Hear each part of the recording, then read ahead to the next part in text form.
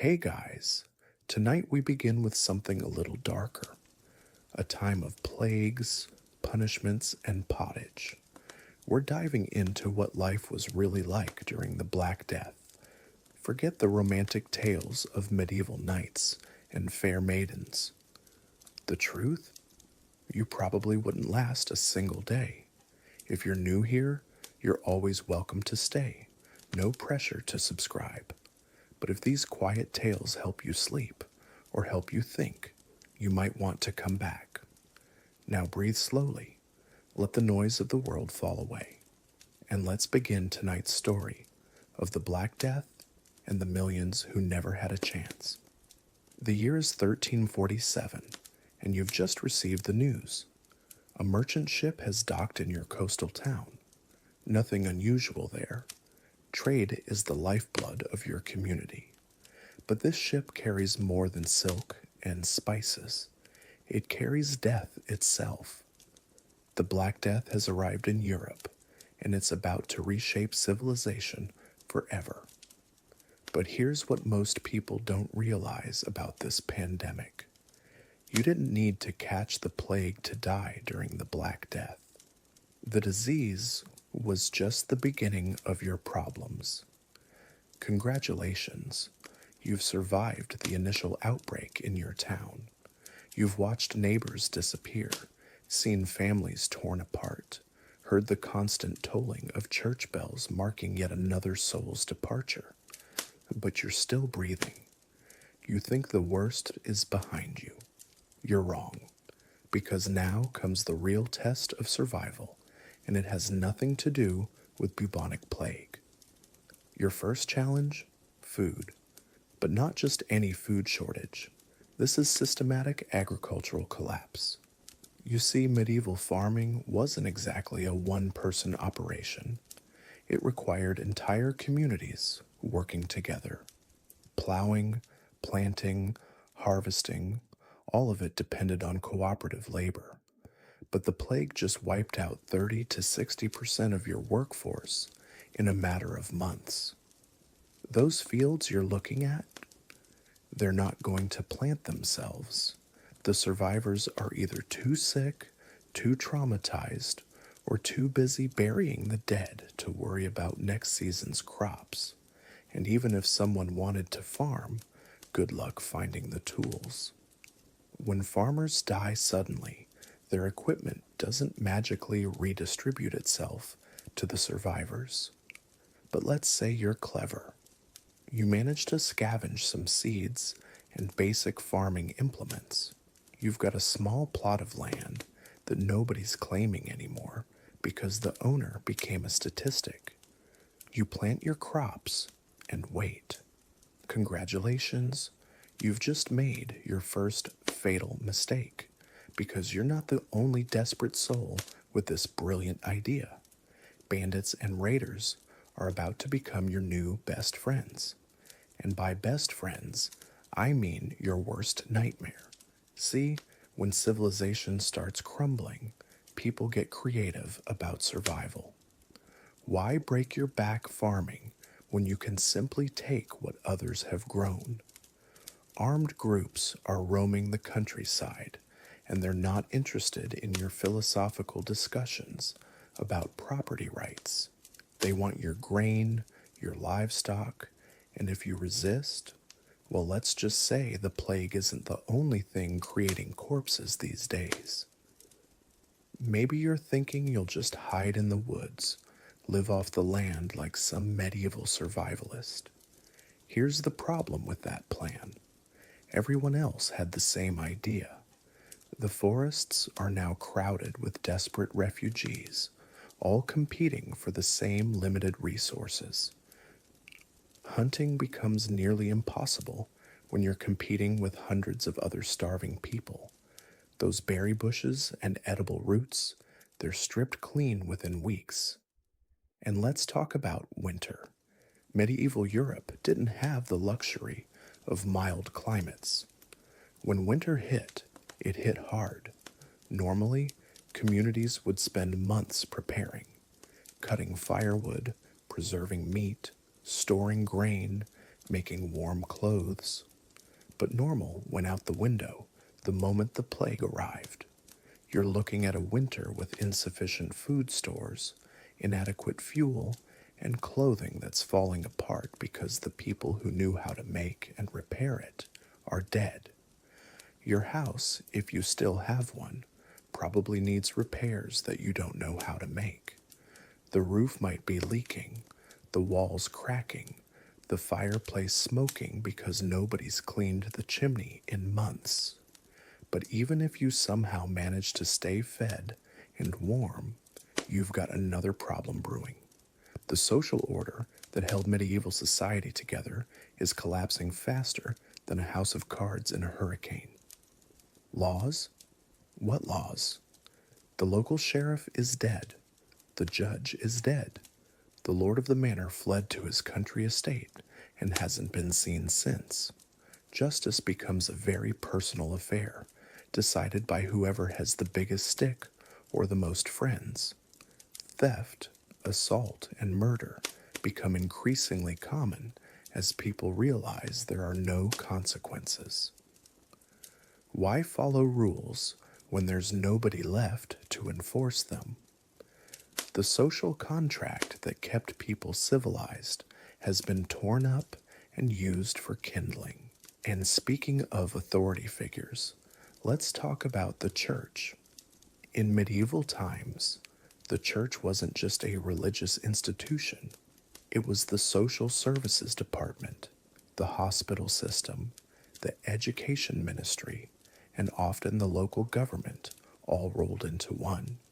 Priests didn't just give sermons, they organized community relief efforts, cared for the sick, settled disputes, and provided the moral framework that held communities together.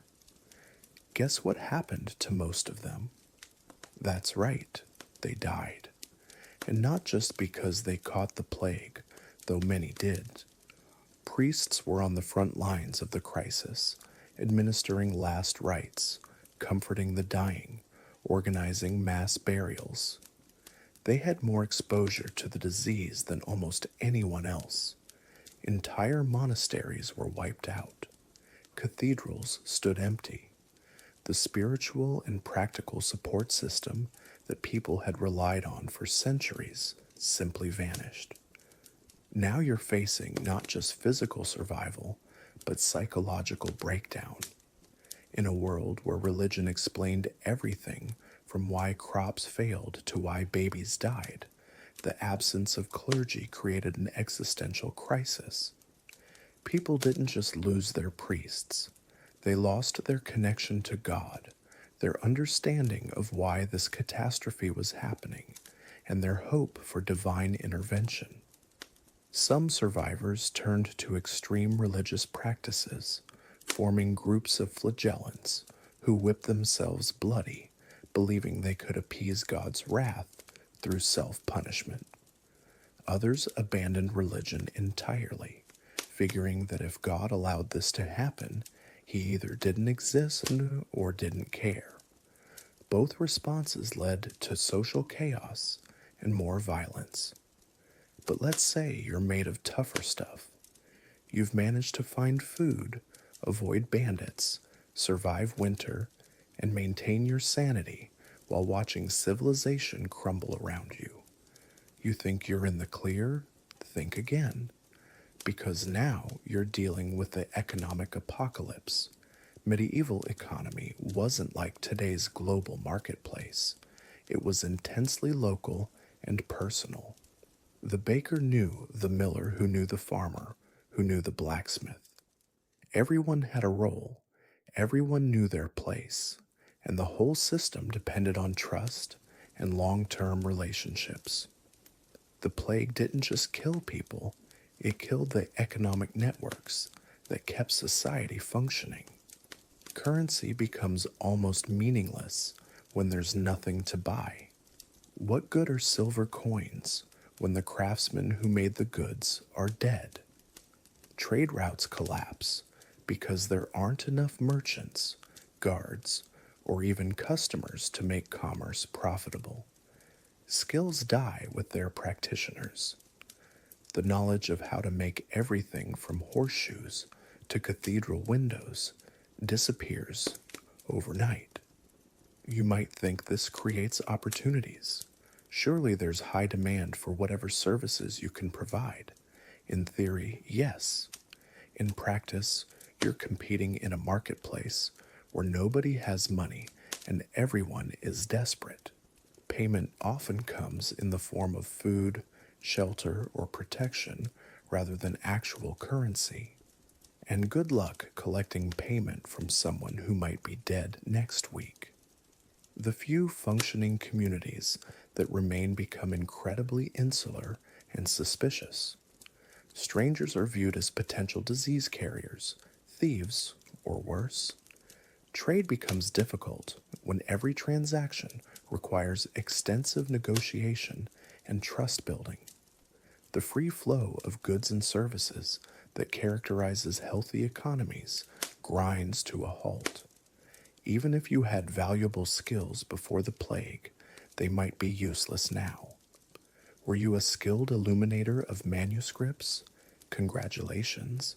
Literacy rates just plummeted and books are being burned for fuel. Were you a master craftsman of luxury goods? Nobody cares about fine embroidery when they're trying not to starve. The economy has reset to pure survival mode.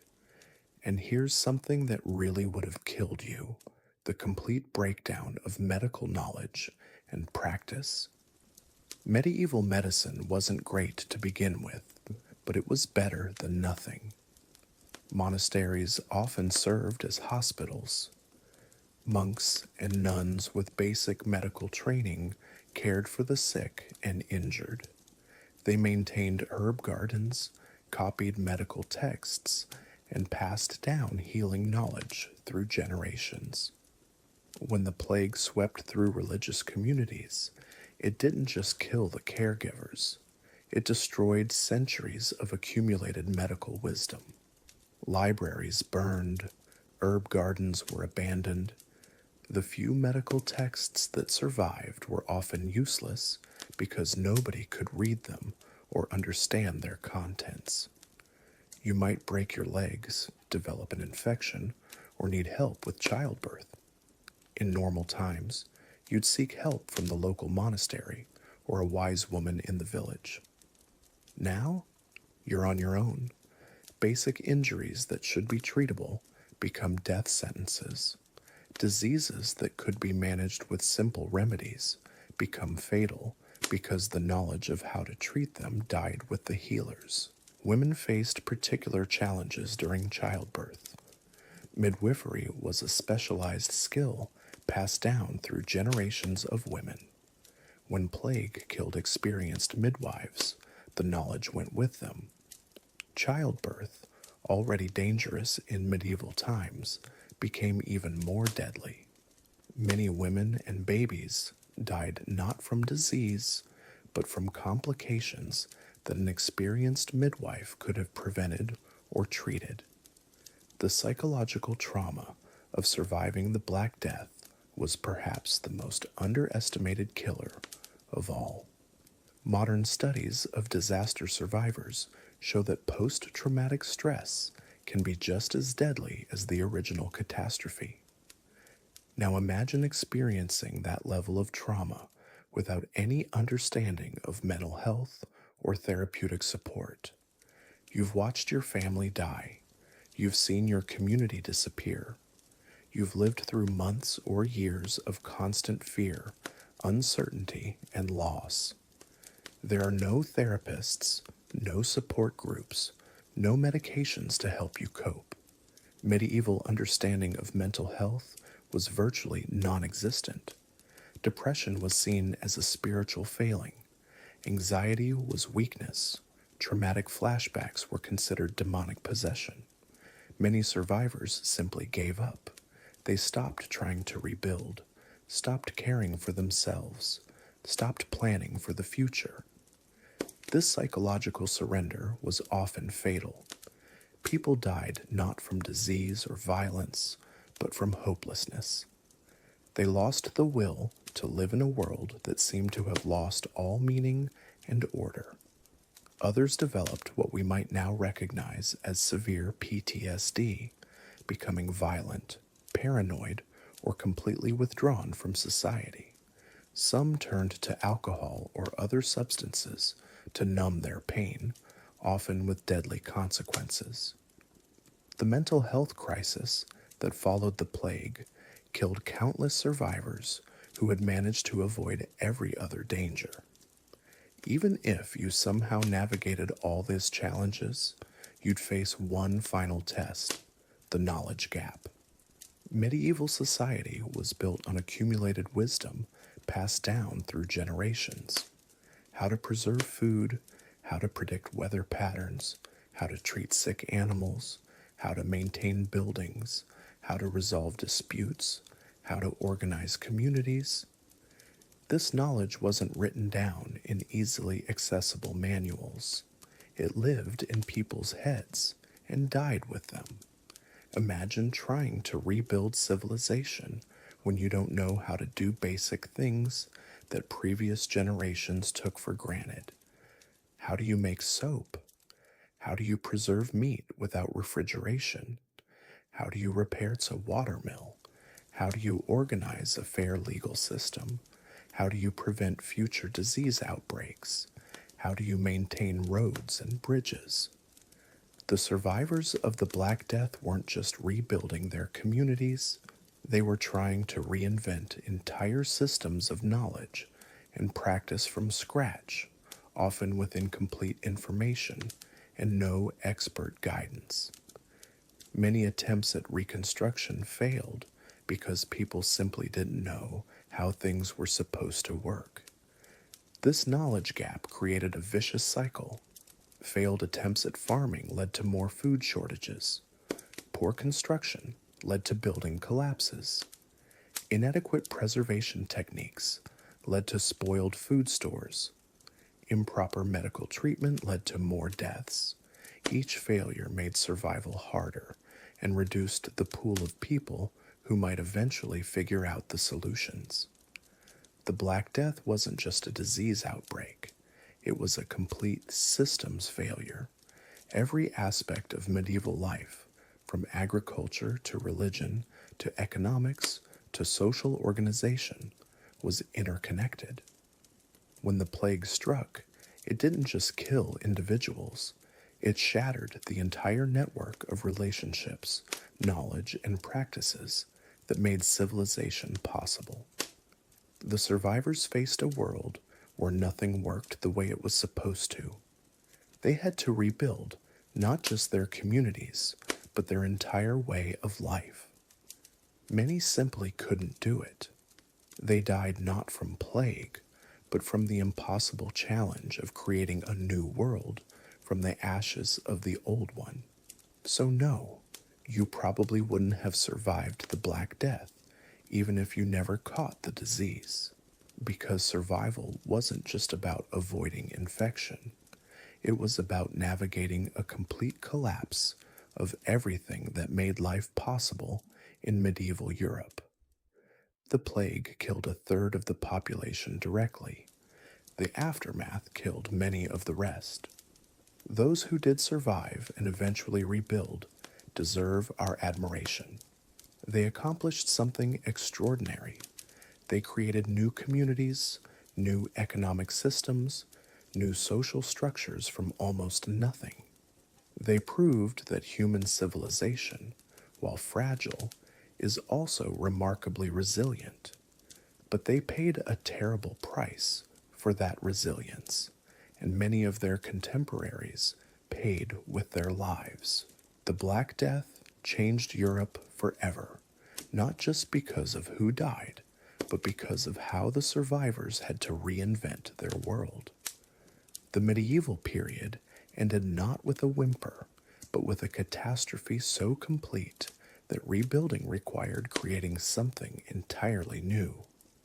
As the centuries rolled on, the Black Death's survivors found themselves living in a fundamentally altered world. But perhaps the most shocking realization wasn't the immediate devastation. It was how quickly the very foundations of medieval life began to crumble beneath their feet, even for those who never contracted the plague. Picture this. You're a blacksmith in a small English village in 1350. You've somehow avoided the pestilence that swept through your community like wildfire. Your hands are steady, your lungs clear, your body strong. By all accounts, you should be thriving. After all, with so many craftsmen dead, demand for your services should be through the roof, right? Wrong. Dead wrong. Because what nobody tells you about surviving a plague is that survival is only the beginning of your problems. The real nightmare starts when you realize that the world you knew, the systems you depended on, the very fabric of society itself, has been shredded beyond recognition. Your forge sits cold because there's no charcoal. The charcoal burners, dead. The men who transported it from the forests, dead. The merchants who organized the trade routes, also dead. Even if you could somehow acquire fuel, what would you make? Horseshoes for horses that died with their owners, tools for farmers who perished in their fields, weapons for lords who couldn't afford armies because their tax base had literally been buried in mass graves. This is the cruel mathematics of systemic collapse. When 30 to 60% of Europe's population vanished in just a few years, they didn't take only their lives. They took their knowledge, their skills, their roles in an intricate web of interdependence that had taken centuries to weave. Consider the monastery scriptorium where Brother Augustine once spent his days copying manuscripts. Augustine survived the plague, praise be to God. But Brother Francis, who prepared the parchment, gone. Brother Thomas, who mixed the inks, gone. The abbot who commissioned the work, gone. The noble patrons who funded the monastery, their entire bloodlines wiped out. Augustine sits alone in a crumbling scriptorium, surrounded by half-finished texts that will never be completed, watching centuries of accumulated knowledge slowly decay because the human chain of preservation has been severed. He knows how to form letters, but not how to bind books. He can read Latin, but doesn't know the recipes for preserving parchment. Knowledge that once flowed like a river has become isolated puddles, evaporating in the medieval sun. But surely the survivors could simply learn these skills, right? Adapt and overcome. Here's where the medieval world's rigid specialization became its downfall. This wasn't a society of generalists. A miller knew milling, a weaver knew weaving, a stonemason knew stone, period.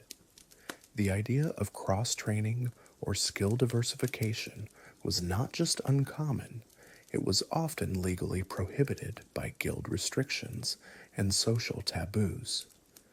When the plague killed the master rope maker, it didn't just eliminate one person, it eliminated an entire knowledge system that had been passed down through generations.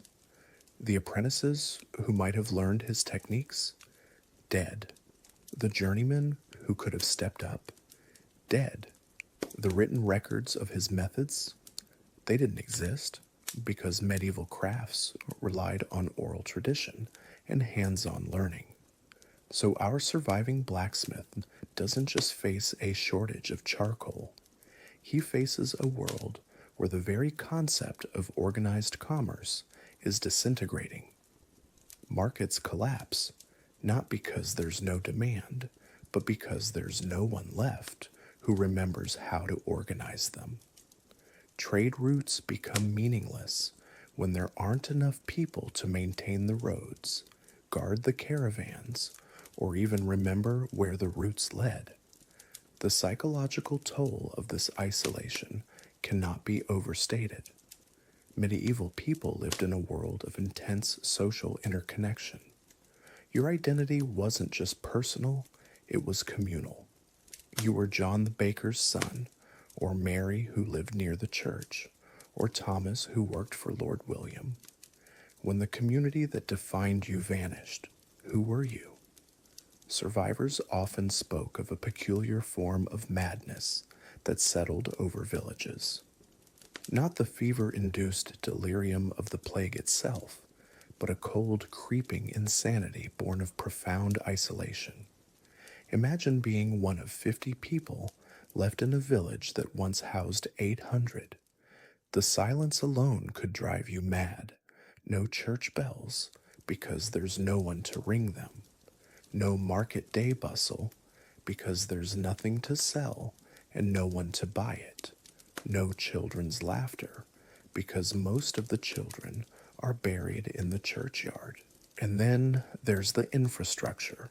Medieval society depended on constant human maintenance. Water mills needed tending, bridges required repair, roads demanded clearing, defensive walls needed watching. When the people responsible for these tasks died, the very bones of civilization began to decay. Within a generation, survivors watched bridges collapse into rivers, water wheels seize up from lack of maintenance, and roads disappear under advancing forests. It was as if the earth itself was reclaiming the works of man, swallowing the evidence that complex society had ever existed. The tragedy wasn't just that so many died. The tragedy was that the survivors were left holding the fragments of a civilization they no longer had the numbers, knowledge, or organizational capacity to maintain. They were like children playing with the broken pieces of an intricate machine, unable to reassemble what their ancestors had built over centuries. This is why the Black Death's impact lasted not years, but generations. It wasn't just a demographic catastrophe, it was a civilizational reset button, forcing Europe to slowly, painfully reconstruct not just its population, but its entire way of life. And for those who lived through this reconstruction, survival meant more than just avoiding disease. It meant learning to be human in a world where the very definition of humanity had been fundamentally altered. The plague didn't just kill people, but if you thought the collapse of civilization was the worst part of surviving the Black Death, you haven't heard about the real killers yet. Because while everyone was focused on the plague itself, something far more sinister was creeping through the shadows of medieval Europe. Something that would claim more lives than disease ever could: starvation. Picture this. Half your village is dead. The other half is either fleeing or too sick to work. The fields that once fed your community now sit abandoned, crops rotting where they stand. The harvest that should have sustained you through winter never happened because there was no one left to bring it in. The granaries that stored emergency supplies have been emptied, looted, or simply forgotten as their keepers succumbed to plague or panic. This wasn't just inconvenience. This was systematic agricultural collapse on a scale that medieval Europe had never experienced. When the plague hit a region, it didn't just kill people randomly. It targeted the most essential workers first. Farmers who lived in close quarters with their families and livestock. Mill workers who processed grain for entire communities. Bakers who fed the towns. The very people responsible for keeping everyone else alive were often the first to die. And here's where it gets truly terrifying. Even if you managed to avoid the plague entirely, even if your immune system was somehow strong enough to fight off the bacteria, you were still going to face the brutal mathematics of medieval agriculture. It took roughly 10 to 12 peasant families working together to produce enough surplus food to sustain themselves plus one non-farming family. When 7 or 8 of those farming families died off, the math became simple and deadly. There simply wasn't enough food to go around. But starvation in the 14th century wasn't the quick, merciful death that Hollywood might have you believe. It was a slow, agonizing descent into biological horror. First came the constant gnawing hunger, the kind that keeps you awake at night and makes it impossible to think about anything else. Your body would begin consuming its own muscle tissue, leaving you weak and shaky.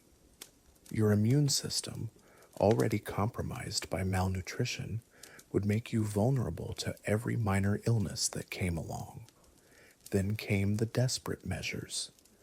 Medieval chroniclers describe people eating grass, tree bark, leather, and things far worse. Cannibalism, once unthinkable in Christian Europe, became a grim reality in the worst hit regions. Parents made impossible choices between feeding themselves or their children, knowing that everyone dying together served no one. The social bonds that held communities together didn't just fray under this pressure, they snapped entirely. But even if you somehow managed to scavenge enough calories to keep yourself alive, you weren't safe yet, because famine brings friends. Dysentery from contaminated water sources, typhus from the lice that thrived on malnourished, unwashed bodies, scurvy from the complete absence of fresh vegetables or fruit. Your weakened body became a magnet for every disease and infection that medieval medicine had no hope of treating. And the cruel irony? Often there was food available, just not where you needed it. Grain might be rotting in warehouses 50 miles away while people starved in their villages, but the transportation networks had collapsed along with everything else. The merchants who might have moved food from surplus areas to famine zones were dead, fled, or too terrified to travel roads now controlled by bandits and desperate refugees. Local lords who might have organized relief efforts were either dead themselves or too busy protecting their own remaining assets to worry about starving peasants. The church, traditionally a source of charity during hard times, was overwhelmed and often decimated by plague losses among the clergy. Monasteries that once fed the poor found their own stores depleted and their monks either dead or focused purely on survival.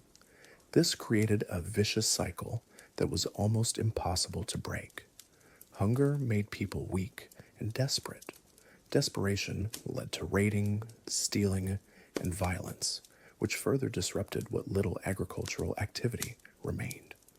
Violence drove more people to flee their homes, abandoning crops and livestock, and abandoned agriculture meant even less food for the following season, ensuring that the famine would continue long after the plague itself had burned out. The psychological toll was just as devastating as the physical one. Imagine watching your children slowly waste away, knowing that every bite of food you gave them was a bite you couldn't take yourself, but also knowing that without food, they would die anyway. Imagine having to choose which family members to feed and which to let die. These weren't theoretical moral dilemmas. These were daily decisions that ordinary people had to make, decisions that would haunt the survivors for the rest of their shortened lives. And even if you were ruthless enough and lucky enough to secure food for yourself, you then had to defend it. Starving people don't respect property rights or social conventions.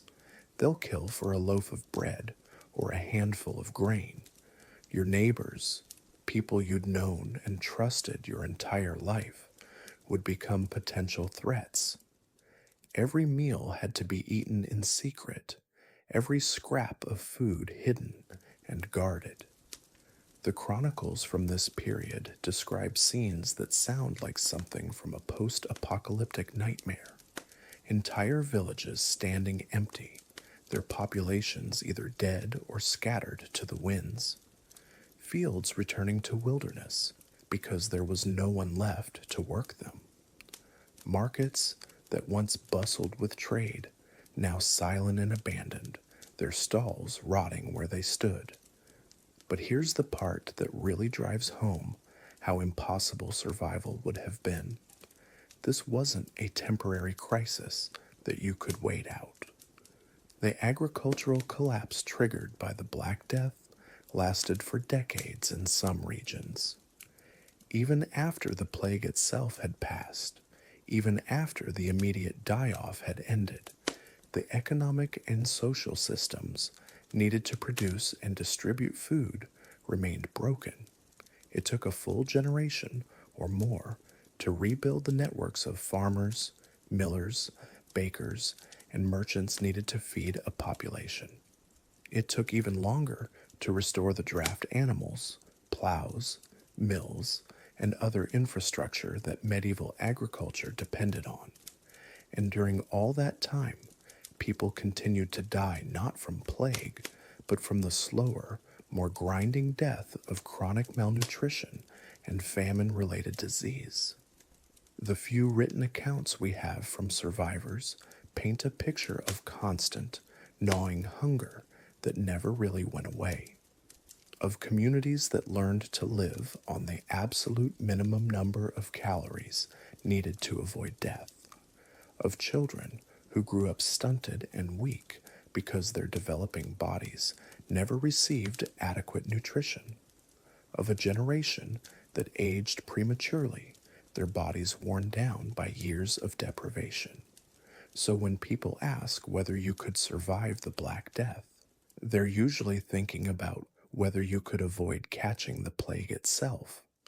But the real question is whether you could survive the total breakdown of the food system that followed in its wake. And the honest answer is that most people couldn't. They didn't die from bubonic plague.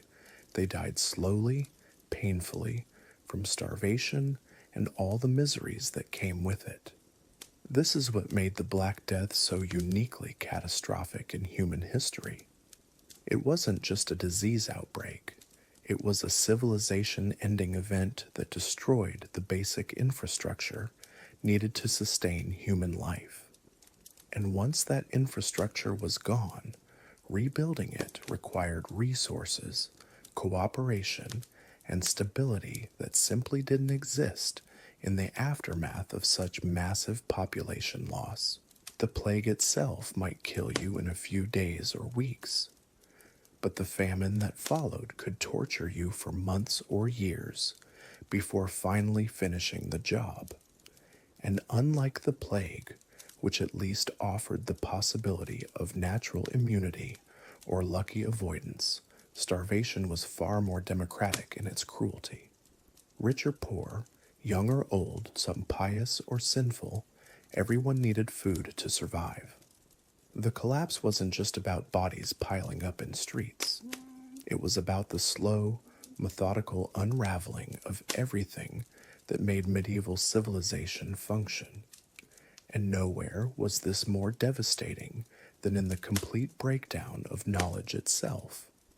See, medieval Europe ran on expertise passed down through generations.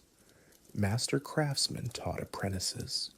Monks copied manuscripts. Physicians studied under experienced healers. Farmers learned crop rotation from their fathers. But when the Black Death swept through, it didn't just kill people randomly. It obliterated entire knowledge networks, leaving behind a continent of survivors who suddenly didn't know how to survive. Take metalworking, for instance. In a typical medieval town, you might have one master blacksmith, 2 journeymen, and maybe 3 apprentices. The master held decades of knowledge about ore quality, forge temperatures, and specialized techniques for everything from horseshoes to armor. When the plague killed him and half his workshop, that knowledge didn't transfer to the village next door. It just vanished forever. The survivors were left with broken tools they couldn't repair, weapons they couldn't maintain, and agricultural implements that became useless the moment they needed fixing. Imagine trying to harvest grain with a dull sickle when the only person who knew how to sharpen it properly died 3 months ago. Your harvest fails, your family starves, and it has nothing to do with getting sick. This happened across every trade, every skill, every corner of medieval life. The plague didn't just kill the baker, it killed the knowledge of how to maintain the ovens, how to judge fermentation, how to distribute bread efficiently through a community.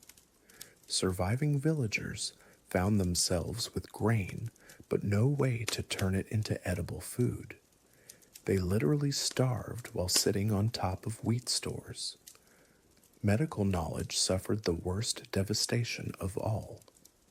Medieval physicians weren't exactly performing heart surgery, but they did know which herbs treated fever, how to set broken bones, and basic wound care. When physicians and monks who maintained medical texts died en masse, communities lost even rudimentary health care. A simple cut that should have healed with basic treatment became infected. A broken leg that could have been set properly left someone permanently disabled. Childbirth, already dangerous, became a death sentence when midwives and their accumulated wisdom disappeared. But here's what's truly chilling about this knowledge collapse. It created a death spiral that kept accelerating long after the plague itself had moved on. Communities couldn't maintain their mills, so grain couldn't be processed. They couldn't repair their plows, so fields went unworked. They couldn't preserve food properly, so what little they harvested rotted before winter. Each lost skill made survival harder, which made communities more vulnerable, which made it more likely that the remaining knowledge holders would die from starvation, exposure, or violence. The monasteries, which had served as medieval Europe's libraries and schools, were particularly hard hit. Monks lived in close quarters, making them perfect plague targets. When a monastery lost its scribes, not only did book copying stop, but existing manuscripts began deteriorating without proper care. Parchment rotted, ink faded, entire libraries of accumulated wisdom simply crumbled into dust. This wasn't just about losing books.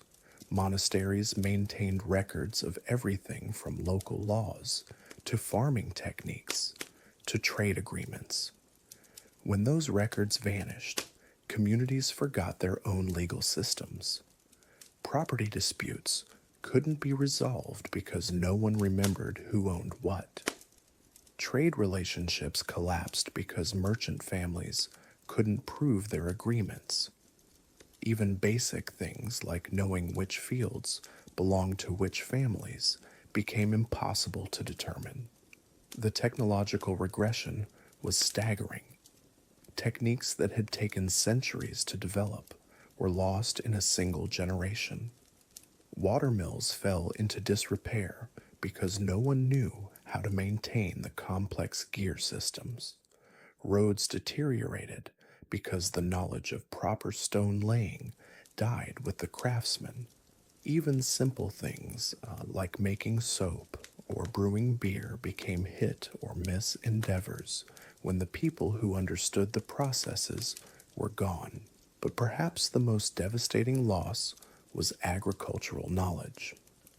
Medieval farming wasn't just about throwing seeds in the ground.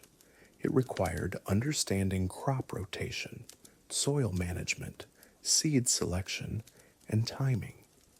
Master farmers knew which fields needed to lie fallow, which crops depleted soil nutrients, and how to manage livestock grazing to maintain fertility. When these farmers died, their sons and daughters were left with land they didn't really know how to work. The result was predictable and horrifying. Crop yields plummeted not because of weather or plague, but because of ignorance. Fields that had fed communities for generations suddenly produced half their normal harvest. Soil became exhausted because no one remembered proper rotation. Seeds were planted at the wrong times because the seasonal knowledge died with the elders, and this agricultural collapse created its own wave of death. Malnutrition weakened immune systems, making people more susceptible to disease. Starvation killed outright. Desperate families abandoned their land to search for food, becoming refugees who spread instability wherever they went. Communities that had survived the initial plague outbreak found themselves dying slowly from hunger and chaos. The knowledge collapse also shattered the delicate networks that connected medieval communities. Trade routes required not just merchants, but people who understood currency exchange, quality standards, and regional needs. When experienced traders died, their routes often died with them. Towns that had relied on imported salt, iron, or grain suddenly found themselves cut off from supply chains that had functioned for centuries. Local governance suffered the same fate. Medieval administration might seem primitive by modern standards, but it required people who understood law, taxation, and conflict resolution. When sheriffs, judges, and clerks died in large numbers, legal systems simply stopped functioning. Without courts to resolve disputes, communities turned to violence. Without tax collection, public works ceased. Without administrative oversight, everything from bridge maintenance to market regulation disappeared. The psychological impact of this knowledge loss was almost as devastating as the practical effects. Imagine being a survivor in a world where every day brought new evidence of your civilization's collapse. The mill wheel stops turning because no one knows how to fix it. The church roof starts leaking because the master carpenter is dead. The roads fill with potholes because the techniques for proper repair died with the road crews. This created a sense of helplessness that permeated everything. People weren't just struggling to survive day to day. They were watching their entire way of life slowly crumble, knowing that their children would inherit a world far more primitive than the one they'd grown up in. The future looked darker with each passing season. And perhaps most tragically, much of this knowledge loss was completely unnecessary. The information existed, the techniques were known, but medieval society had no systematic way to preserve and transfer knowledge when the normal chains of transmission were broken. Everything depended on person-to-person teaching, master-to-apprentice relationships, and community memory. When those people died, their knowledge died with them.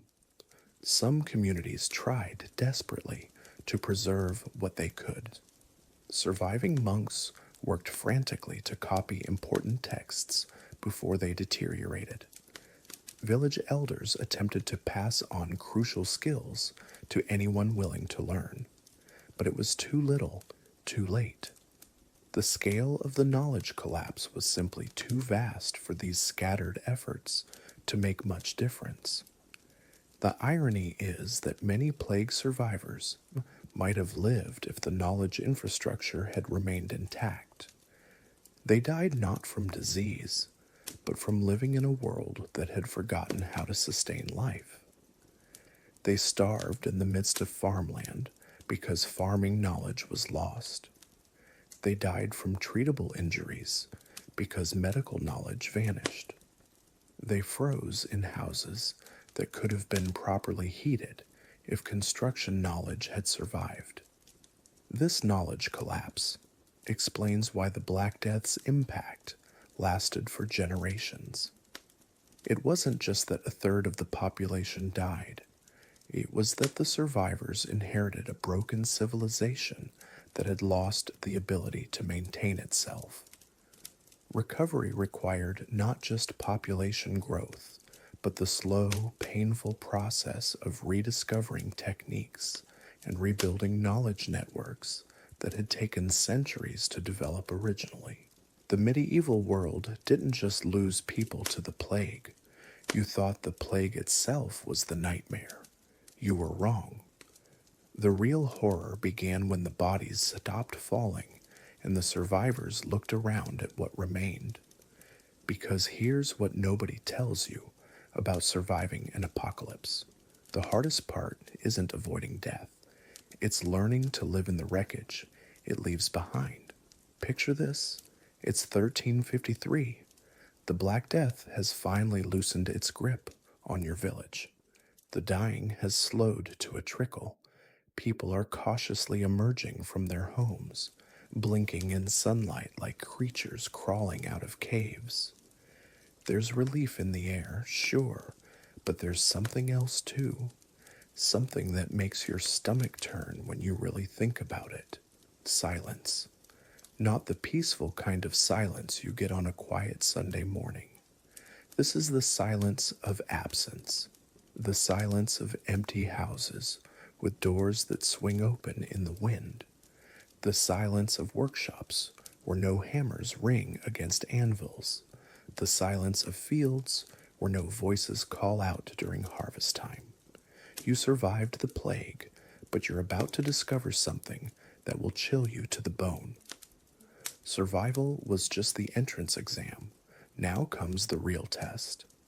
See, when the Black Death finally retreated, it didn't just take people, it took something far more devastating. It took the invisible threads that held civilization together. The knowledge passed from master to apprentice. The songs mothers sang to their children. The stories grandfathers told by firelight. The careful techniques for making bread that didn't poison you, for brewing ale that didn't kill you, for building bridges that didn't collapse. All of that, gone, buried with the dead. You're standing in a world where half the people who knew how to do anything useful are rotting in mass graves. The blacksmith who could forge the perfect horseshoe, dead. The miller who knew exactly how long to grind grain, dead. The midwife who could deliver a baby safely, dead. The carpenter who understood which wood wouldn't rot in the rain, dead. And here's the thing that's going to keep you awake at night. You didn't even realize how much you depended on these people until they were gone. Because knowledge, real practical knowledge, isn't written down in books. It lives in hands and minds and muscle memory. It's passed down through years of watching and copying and making mistakes under the watchful eye of someone who's done it 1,000 times before. But what happens when that someone is dead? You're about to find out. Let's start with something simple. Bread. You need bread to live, right? Seems basic enough. Except the baker in your village died 3 months ago, along with his 2 apprentices. Sure, you watched him work plenty of times. You know you need flour and water and something to make it rise. How hard could it be? Very hard, as it turns out. Your first loaf comes out of the oven looking like a brick and tasting worse. Your second attempt is too salty. Your third is moldy within days. You're burning through precious grain with every failed experiment, and winter is coming. Other survivors are having the same problem. The whole village is slowly starving on inedible bread, while surrounded by wheat fields, and bread is just the beginning. The tanner who knew how to turn animal hides into leather that wouldn't crack, gone. So now your shoes are falling apart and you can't replace them. The potter who understood which clay would hold water and which would crumble, dead. So your water jugs are leaking and you're carrying liquid in cupped hands like a savage. The herbalist who knew which plants healed and which ones killed, she died in the second wave. Now when someone gets sick, you're guessing. And in a world where the difference between medicine and poison is often just a matter of dosage, guessing wrong means adding fresh graves to soil already saturated with death. But wait, it gets worse. Because it's not just individual knowledge that's vanishing, it's entire systems of cooperation that took generations to build. The complex web of relationships between farmers and millers, between shepherds and weavers, between miners and blacksmiths, all of that requires trust, established practices, understood agreements. When half the participants in that web are dead, the whole thing collapses. The farmer who used to trade grain for the blacksmith's tools can't make that trade anymore because the blacksmith is dead. So the farmer's tools break and can't be repaired. So the farmer can't work his fields properly. So there's less grain. So people go hungry. So they get weak. So they get sick. So they die. And round it goes, a death spiral disguised as recovery. You're watching civilization unravel in slow motion, one broken link at a time. And the cruelest part? You can see exactly what's happening, but you're powerless to stop it. Because the knowledge needed to rebuild these systems died with the people who understood them. This is why you wouldn't survive the Black Death, even if you never got sick. Because survival isn't just about avoiding disease. It's about maintaining the incredibly complex, incredibly fragile network of human cooperation that keeps us fed, clothed, housed, and healthy. And that network just suffered catastrophic damage. The plague didn't just kill bodies. It killed the accumulated wisdom of centuries. It killed the social trust that made cooperation possible. It killed the economic relationships that kept goods flowing. It killed the cultural traditions that gave life meaning. What you're left with isn't a world ready for recovery. It's a world that's forgotten how to function. A world where the survivors are like children playing with the broken toys of their parents, not understanding how any of it was supposed to work. And the clock is ticking, because winter doesn't care that half your village's knowledge died with the plague. Hunger doesn't pause for your learning curve. Cold doesn't wait for you to figure out how to make proper clothes. You need solutions now. But the people who had those solutions are gone. So what happens next? How do you rebuild a world when the instruction manual is buried in mass graves? How do you relearn in months what took generations to perfect? How do you trust your neighbors when desperation makes everyone dangerous? These are the questions that haunted plague survivors. These are the challenges that broke the backs of communities that thought they had weathered the worst. Because surviving the Black Death wasn't the end of the nightmare. Part 6, the mind becomes the battlefield. By the 1340s, as the Black Death's biological devastation reached its horrific peak, something even more insidious began to unfold across medieval Europe. The plague didn't just attack bodies, it shattered minds. The psychological warfare waged by this invisible enemy proved just as destructive as the physical symptoms. creating a cascade of mental breakdowns that would echo through generations long after the last pustule had healed. Picture this: you're a merchant in Florence, and in the span of 2 weeks, you've watched your wife, 3 children, and business partner all succumb to the plague. The bodies pile up so quickly that proper burials become impossible. Mass graves overflow. The stench of death permeates every street corner. And you're still alive, walking through a city that's become a charnel house, wondering if you're next. Your mind, already fragmented by grief, begins to crack under the weight of existential terror. This was the psychological reality for millions across Europe. The Black Death created what we might now recognize as widespread post-traumatic stress disorder, but medieval people had no framework for understanding the mental devastation they were experiencing. They only knew that their minds were betraying them as surely as their bodies were failing. The first psychological casualty was hope itself. Medieval society was built on the premise of continuity, that your children would inherit your trade, that the church would provide salvation, that tomorrow would be much like today. The plague obliterated these assumptions overnight. When entire family lines were extinguished in a matter of days, when priests died faster than they could be replaced, when the very institutions meant to provide comfort crumbled, people found themselves adrift in a universe that no longer made sense. Survivors developed what chroniclers of the time described as a peculiar madness. Some became obsessed with their own mortality, checking their bodies constantly for signs of swelling or fever.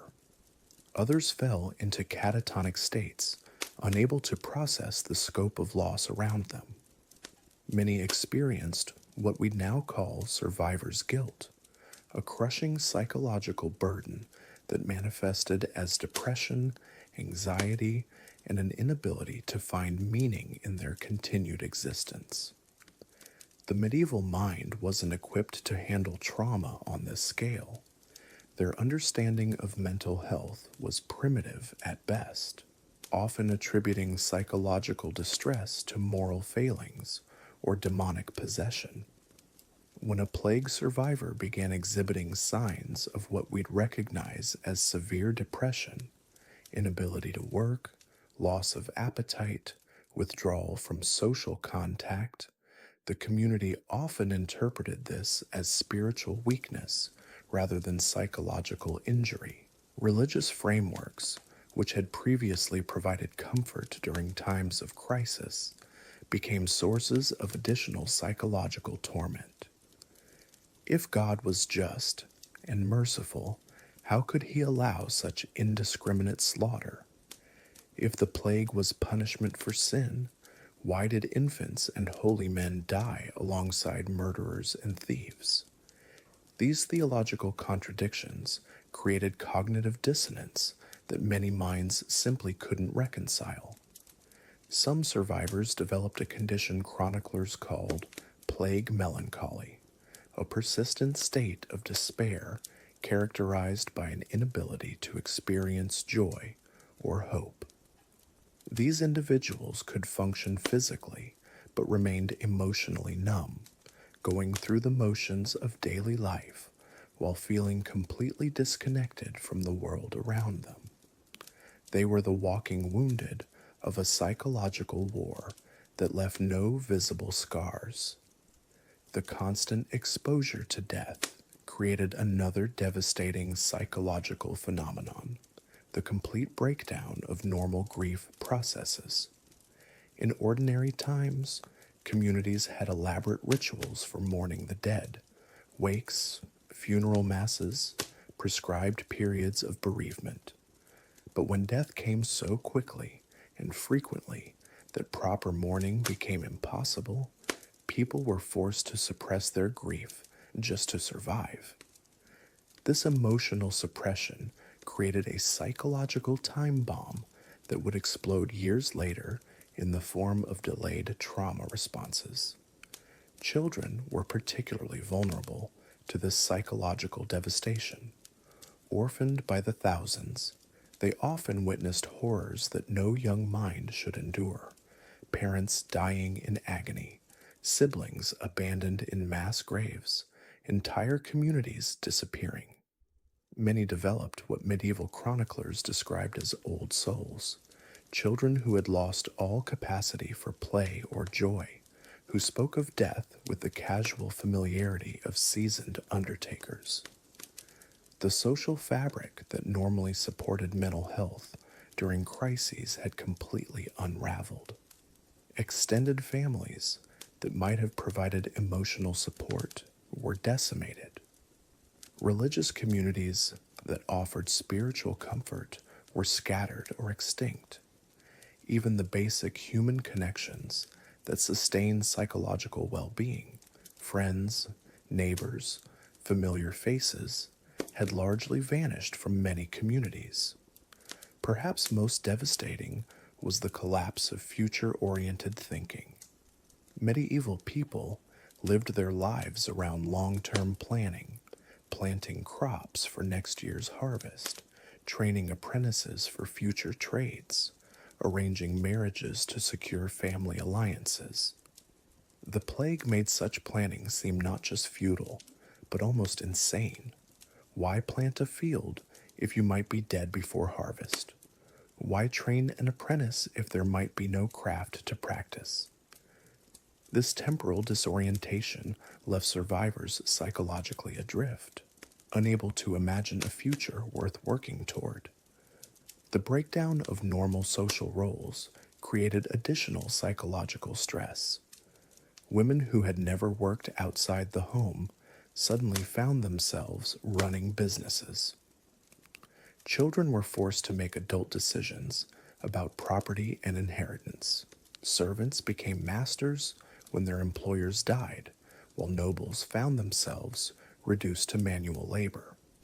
These role reversals, while sometimes offering opportunities, also created profound identity crises as people struggled to understand who they were in a world where traditional hierarchies had collapsed. Sleep became another casualty of the psychological war. Survivors reported persistent nightmares filled with images of death and decay.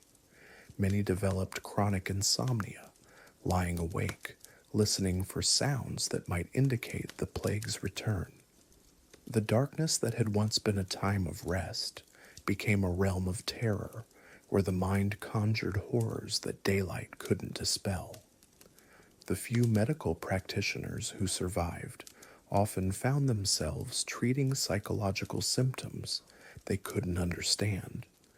Patients complained of invisible weights pressing on their chests, of hearing voices of the dead, of feeling disconnected from their own bodies.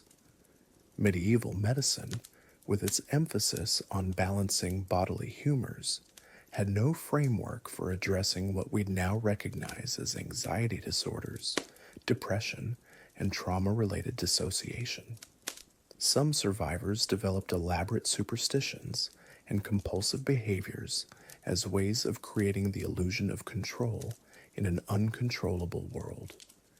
They might refuse to enter certain buildings where deaths had occurred, or develop rigid rituals around food preparation, or become obsessed with cleanliness in ways that bordered on mania.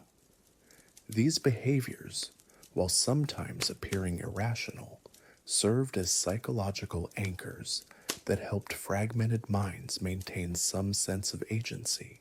The psychological damage wasn't limited to individuals. Entire communities developed collective trauma responses. Some towns became paralyzed by collective depression, with survivors going through the motions of daily life, but showing no initiative or creativity. Others swung to the opposite extreme, developing a manic quality where people threw themselves into frenzied activity as a way of avoiding the mental stillness that brought memories flooding back. Perhaps most tragically, many survivors lost the ability to form new emotional attachments. Having experienced such devastating loss, they unconsciously protected themselves by maintaining emotional distance from others. This created a generation of people who were physically present but emotionally unavailable, individuals who could work alongside others but couldn't truly connect with them. The psychological battlefield of the Black Death created wounds that proved just as lasting and destructive as the physical ones. While bodies could heal and populations could eventually recover, the mental scars left by this catastrophe would influence European culture for centuries to come. The medieval worldview, optimistic, faith based, and grounded in assumptions of divine order, had been shattered so completely that it could never be fully reconstructed. This psychological devastation helps explain why post plague Europe became such a different place culturally and socially. The Renaissance emphasis on humanism, the Protestant Reformation's challenge to religious authority, the emergence of more secular worldviews, all can be traced back, in part, to the psychological crater left by the Black Death. When an entire civilization experiences collective trauma on this scale, the aftershocks reshape everything that follows. The survivors of the Black Death weren't just rebuilding their physical world, they were attempting to reconstruct their understanding of reality itself. And that psychological reconstruction, born from the ashes of medieval certainty, would prove to be one of the most profound transformations in human history. You've survived the plague itself, but your ordeal is far from over. In fact, in many ways, it's just beginning. Because while dodging the Black Death was horrific enough, what came after the pandemic may have been even worse. The world you once knew is gone, and what remains is a fractured shell of civilization where survival depends not just on avoiding disease, but on navigating a society that has fundamentally collapsed. The first thing you'd notice in this post-plague world is the eerie quiet. Villages that once buzzed with activity now sit half empty, their streets echoing with the footsteps of far too few people. The constant hum of daily life, the chatter of markets, the sounds of craftsmen at work, all of it has been muted by death.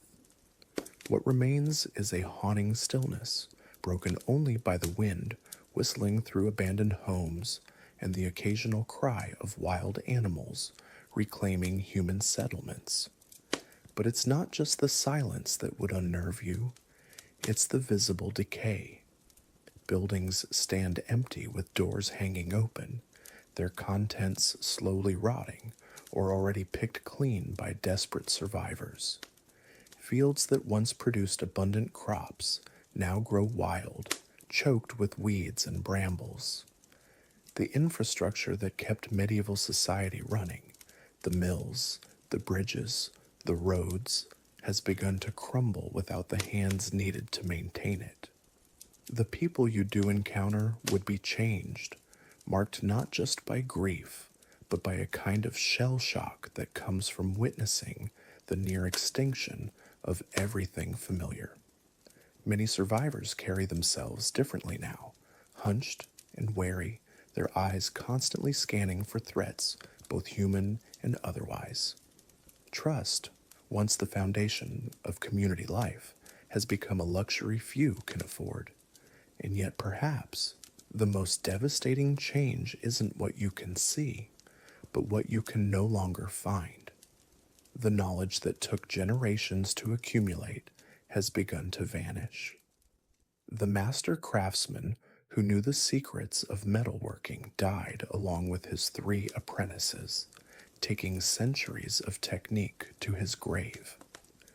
The herbalist, who could cure ailments with plant remedies, succumbed to the plague before passing on her wisdom. The priest, who could read and write, who kept the community's records and memories, lies buried in an unmarked grave. This isn't just about losing individual skills. Entire professions have been wiped out in some areas. There's no longer a blacksmith within 50 miles. The nearest person who knows how to properly preserve meat for winter died last spring. The monastery that copied books and preserved learning has been abandoned, its library slowly deteriorating from neglect. You're watching the collective memory of civilization fade in real time. What makes this knowledge loss even more catastrophic is how specialized medieval society had become. Unlike earlier periods where most people possessed basic survival skills, the High Middle Ages had seen increasing specialization. Farmers focused on farming, craftsmen on their specific trades, clergy on religious and administrative duties. When the plague decimated these specialized populations, it created massive gaps in essential knowledge that couldn't easily be filled. Consider something as basic as bread. In a world where bread was the cornerstone of diet, the death of millers meant communities might suddenly find themselves unable to properly grind grain. The techniques for maintaining millstones, adjusting water wheels, and optimizing flour production weren't common knowledge. When the miller died, the mill often died with him, leaving entire communities to make do with crude, hand grinding, or poorly maintained equipment that produced inferior flour. The same pattern repeated across every aspect of life. Tanning leather, brewing ale, working metal, building with stone, each of these crafts had their own complex body of knowledge that took years to master. The plague didn't discriminate, and when it killed the experts, it killed the expertise along with them. What remained were apprentices with incomplete training, written records that few could read, and communities forced to rediscover through trial and error what had once been routine. This knowledge loss wasn't just inconvenient, it was literally deadly. Without proper food preservation techniques, communities faced starvation even when initial supplies were adequate. Without skilled healers, treatable conditions became fatal. Without competent builders, essential infrastructure like bridges and fortifications fell into disrepair, leaving communities vulnerable to both natural disasters and human threats. The psychological impact of this cultural amnesia was profound. Survivors found themselves living in a world filled with tools they couldn't use, buildings they couldn't maintain, and traditions they couldn't properly continue. It was like being surrounded by the artifacts of a more advanced civilization, except that civilization was their own recent past, now rendered inaccessible by death. But even if you had somehow preserved the knowledge, you'd still face the next crushing reality of post-plague survival. There simply wasn't enough food. The Black Death didn't just kill people, it destroyed the entire agricultural system that kept medieval Europe fed. And in a world where farming was already a precarious balance between survival and starvation, this collapse meant widespread famine that could stretch on for years. The immediate problem was obvious. Dead farmers meant untended fields. Across Europe, vast swaths of cropland simply went unplanted as entire farming communities succumbed to plague. The crops that were planted often went unharvested, rotting in fields because there weren't enough living hands to bring them in. Even when survivors tried to maintain agricultural production, They often lacked the knowledge and experience needed to farm effectively. Medieval agriculture was far more complex than simply scattering seeds and hoping for the best. Successful farming required intimate knowledge of local soil conditions, weather patterns, crop rotation techniques, and seasonal timing. It demanded understanding of which fields needed to lie fallow, when exactly to plant and harvest different crops, how to manage livestock for optimal milk and meat production, and how to preserve the harvest through winter months. Much of this knowledge was generational, passed down from parent to child through years of hands on experience. When the plague killed entire families, it severed these chains of agricultural wisdom.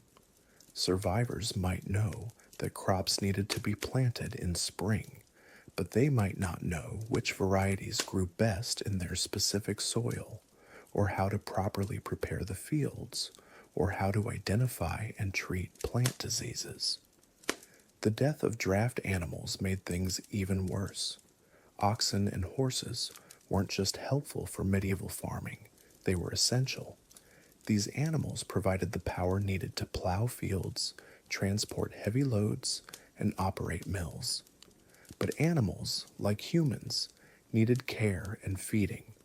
When their human caretakers died, many livestock either starved, wandered off, or were slaughtered by desperate survivors for immediate food rather than being preserved for their long-term agricultural value. Even when animals survived, they often couldn't be properly maintained. Breaking and training draft animals required specific skills that took years to develop. A farmer might inherit a pair of oxen, but lack the knowledge to properly harness them, direct their work, or care for their health. Without skilled animal husbandry, even surviving livestock often became useless for agricultural purposes. The breakdown of trade networks made agricultural recovery even more difficult. Medieval farming communities rarely grew everything they needed locally. They depended on trade to obtain salt for preserving meat, iron for tools, specialized seeds, and countless other necessities. When the plague disrupted these trade networks, communities found themselves cut off from essential supplies that made effective farming possible. Consider something as basic as salt. In a world without refrigeration, salt was absolutely crucial for preserving meat and fish through winter months. But salt production was highly specialized, concentrated in coastal areas or regions with natural salt deposits. When plague disrupted these production centers and the trade routes that distributed salt inland, communities hundreds of miles away suddenly found themselves unable to preserve food effectively, leading to waste, spoilage, and eventual starvation.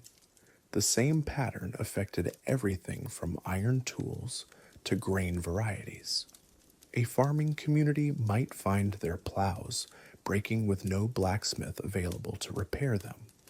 They might exhaust their seed grain and find no traders bringing fresh varieties from other regions. They might know that certain crops grew well in their area, but be unable to obtain the seeds needed to plant them. This agricultural collapse created a vicious cycle of malnutrition and death that could persist for generations. Weakened by poor nutrition, survivors became more susceptible to disease and less capable of the physical labor that farming demanded. Communities that couldn't feed themselves properly saw their populations continue to decline, which further reduced their agricultural capacity, leading to even less food production and more malnutrition. The psychological toll was devastating. Imagine watching your community slowly starve, not because of drought or natural disaster, but because the knowledge and systems that once provided abundance had simply vanished along with the people who maintained them. Survivors found themselves surrounded by fertile land they couldn't properly cultivate, living in a world of potential plenty that remained frustratingly out of reach. Recovery from this agricultural collapse was slow and painful. It required not just the gradual rebuilding of farming knowledge, but the reconstruction of entire economic networks, the reestablishment of trade relationships, and the slow accumulation of tools, animals, and resources that effective farming demanded. For many communities, this process took decades, during which survival remained a daily struggle against hunger and want. But perhaps most devastating of all was what the collapse did to hope itself. Food scarcity wasn't just about empty stomachs, it was about the psychological crushing weight of uncertainty. The Black Death didn't just kill bodies, it killed knowledge. When the plague swept through Europe between 1347 and 1351, it didn't discriminate between the learned and the illiterate, the skilled and the unskilled. Masters who had spent decades perfecting their crafts died alongside their apprentices. Farmers who knew which seeds survived harsh winters perished before they could pass on their wisdom. Healers who understood which herbs could cure, which ailments were buried with their secrets. In the medieval Europe, knowledge wasn't stored in libraries or written in manuals. It lived in human memory, passed down through apprenticeships, shared around hearths, and whispered from master to student. When the plague killed between 30 and 60% of Europe's population, it didn't just reduce the workforce, it obliterated entire chains of knowledge that had taken centuries to develop. Consider the art of glassmaking in Venice. For generations, families had guarded the secrets of creating the clearest, most brilliant glass in the world. These techniques weren't written down, they were demonstrated, practiced, and perfected through years of careful instruction. When the plague struck, entire family workshops were wiped out overnight. The knowledge of mixing silica, the precise temperatures needed for different colors, the timing required for perfect clarity, all of this vanished with the last breath of the master craftsman. The same devastation occurred in agriculture. Medieval farming wasn't simple. It required intimate knowledge of soil conditions, weather patterns, crop rotation, and animal husbandry. Farmers knew which fields needed to lie fallow, which crops would grow in poor soil, and how to preserve seed grain through harsh winters. This wisdom was passed from father to son, from neighbor to neighbor, through generations of trial and error. When entire villages were depopulated, this agricultural knowledge died with them. The loss was particularly catastrophic in medicine. Medieval healers, despite lacking modern scientific understanding, had accumulated practical knowledge about treating wounds, setting bones, and using herbs to alleviate suffering. They knew which plants could reduce fever, which poultices could prevent infection, and how to help women through difficult childbirth. This knowledge was often held by village-wise women, monks in monastery infirmaries, and traveling physicians. When they died, their understanding died with them, leaving survivors to face illness and injury with no guidance. But perhaps most tragically, the plague destroyed the social networks that made knowledge transfer possible. Medieval society was built on relationships of trust and obligation. Apprentices learned from masters, not just through formal instruction, but through years of close collaboration. These relationships required time to develop and trust to maintain. When the social fabric was torn apart by death and displacement, these learning networks collapsed. The psychological impact made recovery even more difficult. Survivors were traumatized, grieving, and focused on immediate survival rather than long-term learning. The careful, patient process of mastering a craft or understanding agricultural cycles seemed impossible when people weren't sure they would live to see the next harvest. Many survivors abandoned their trades entirely, fleeing to cities or becoming vagrants, further fragmenting the knowledge networks that remained. The economic disruption compounded the knowledge loss. Without enough people to maintain complex production systems, many crafts simply disappeared. The intricate process of creating illuminated manuscripts, for instance, required not just scribes, but also parchment makers, ink producers, and bookbinders. When any link in this chain was broken, the entire system collapsed. Workshops closed, tools were abandoned, and techniques that had taken generations to perfect were forgotten within a single decade. This knowledge gap created a vicious cycle. Without skilled farmers, food production plummeted. Without experienced healers, minor injuries became fatal. Without master craftsmen, essential tools and goods became scarce and expensive. The survivors found themselves living in a world where the accumulated wisdom of their ancestors was no longer accessible, forcing them to rediscover basic techniques through painful trial and error. The loss extended beyond practical skills to cultural and intellectual knowledge. Oral traditions, songs, stories, and customs that had defined communities for centuries were silenced.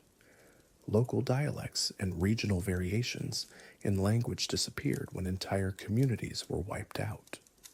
The rich tapestry of medieval culture was reduced to scattered threads, leaving survivors culturally as well as materially impoverished.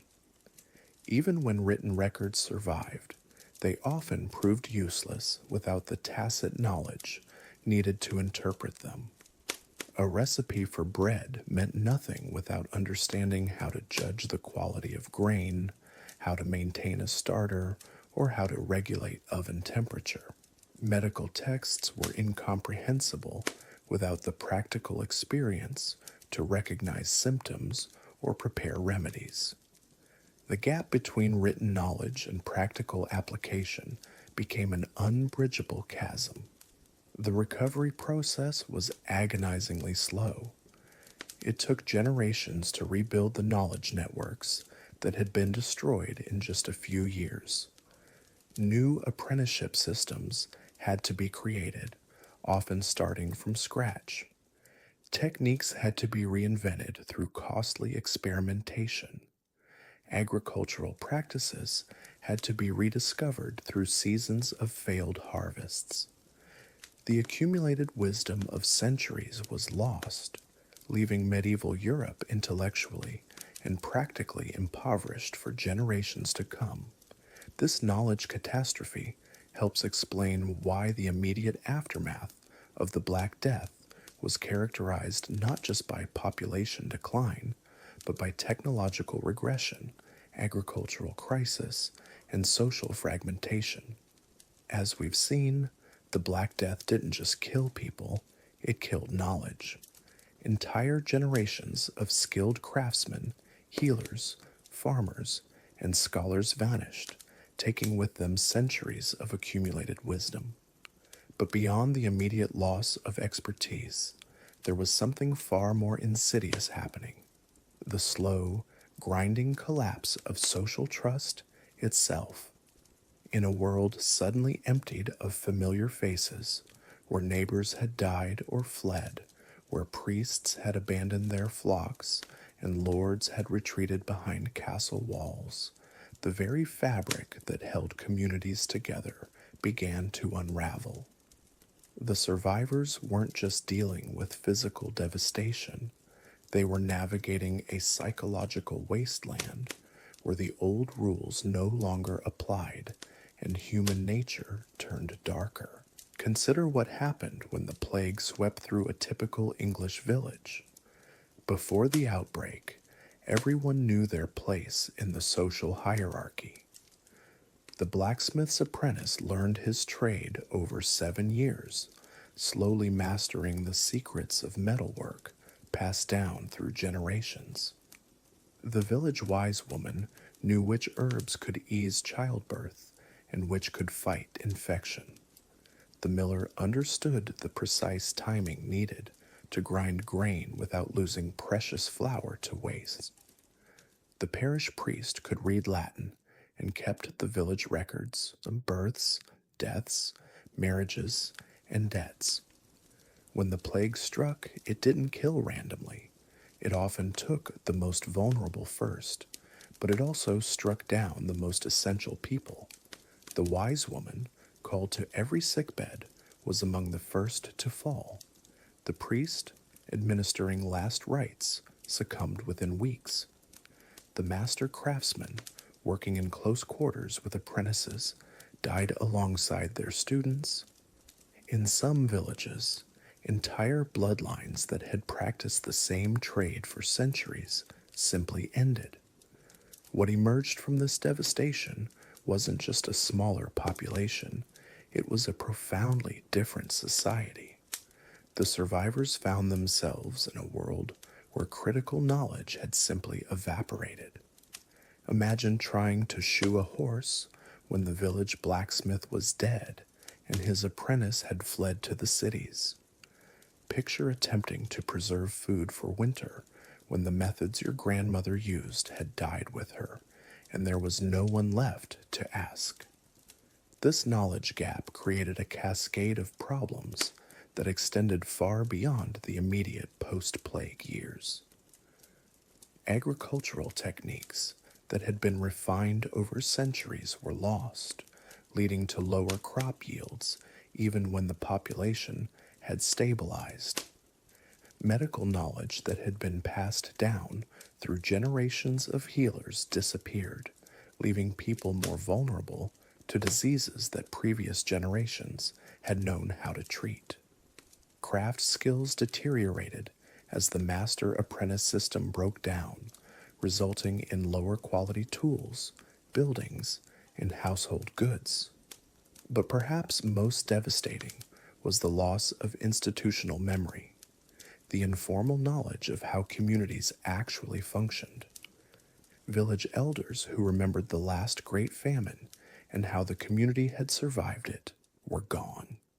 The unwritten rules of cooperation, the delicate negotiations between social classes, the customs that had maintained peace between neighboring settlements, all of this vanished with the people who had embodied it.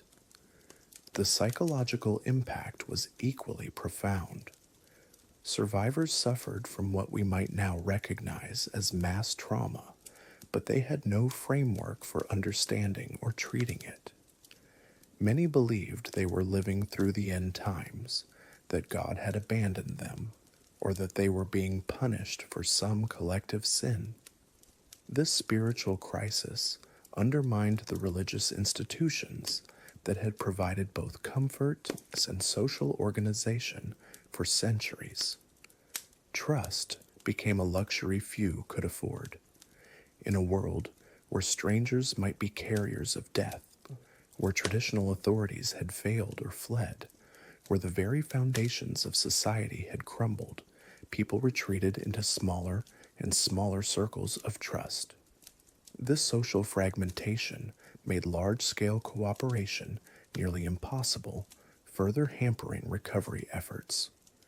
The economic implications were staggering.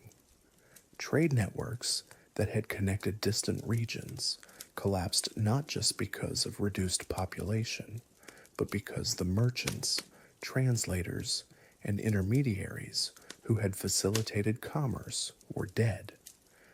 The complex credit systems that had allowed medieval economies to function broke down when the people who remembered who owed what to whom were gone.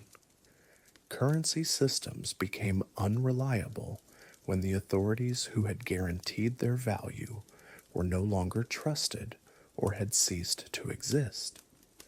Even more troubling was the way the plague's aftermath reshaped social relationships.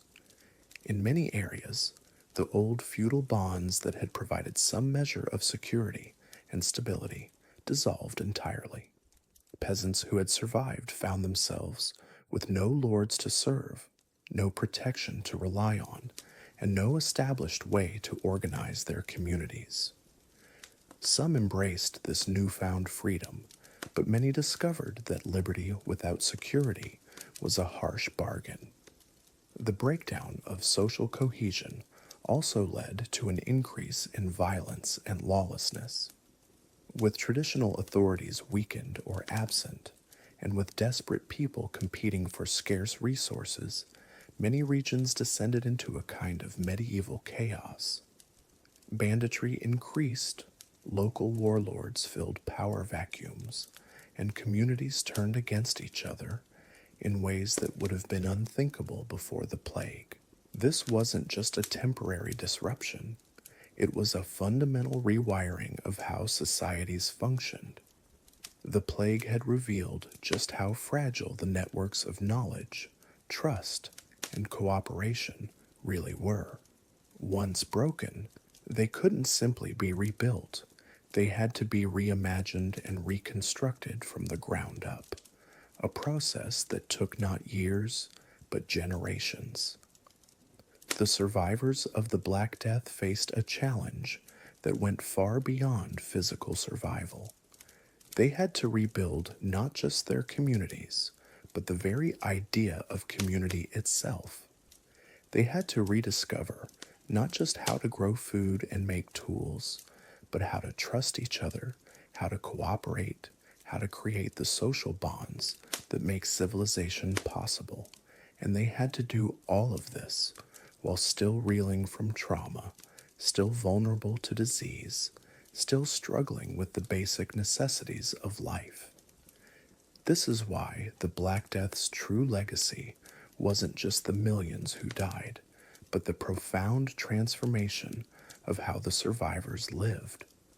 The medieval world that emerged from the plague was fundamentally different, more individualistic, more skeptical of authority, more fragmented, and in many ways, more fragile. Part 10: The Collapse of Medieval Infrastructure. The Black Death didn't just kill people, it murdered the very systems that held civilization together. And if you somehow managed to avoid the pestilence, if you miraculously dodged the sweeping scythe of death that claimed a third of Europe's population, you'd find yourself trapped in a world where everything you depended on had simply stopped working. Medieval society wasn't just a collection of random people living near each other. It was an intricate web of interdependence, a complex machine where every cog mattered. When the plague swept through, it didn't just remove individuals. It yanked out entire sections of this machinery, leaving the survivors to watch helplessly as their world ground to a halt. Think about it this way.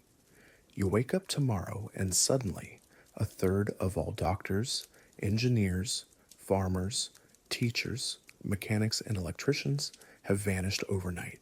Not retired, not moved away, gone, dead. What happens next isn't just inconvenience, it's systemic collapse. In medieval Europe, this nightmare became reality. The plague didn't discriminate. It took the master mason who knew how to repair the cathedral's crumbling walls. It claimed the miller who ground grain into flour. It killed the blacksmith who forged tools and horseshoes. It silenced the scribe who could read and write. One by one, the keepers of essential knowledge disappeared, taking their skills to early graves. And here's what made it even worse. Medieval knowledge wasn't written down in instruction manuals. There were no YouTube tutorials or Wikipedia articles. Skills were passed from master to apprentice through years of hands-on training. When the master died, often so did the knowledge. The apprentice, if he survived, might know fragments, pieces of the puzzle, but the complete picture, the deep understanding that came from decades of experience, died with the plague victims. Consider the fate of a typical medieval village. Before the Black Death, it might have had a population of 300 souls. Each person played a specific role: the baker, the carpenter, the weaver, the shepherd, the herb woman who knew which plants could heal and which could kill. When a third of them died, it wasn't just a loss of people, it was a loss of the village's collective memory, its ability to function as a community. The village blacksmith dies, and suddenly no one can repair the plow. Without a working plow, fields can't be properly tilled. Crops fail. The remaining villagers face starvation, not because they lack land or seed, but because they lack the knowledge and tools to work that land effectively. The local priest dies, and with him goes not just spiritual guidance, but often the only person in the village who could read and write. Record keeping collapses. Legal documents disappear.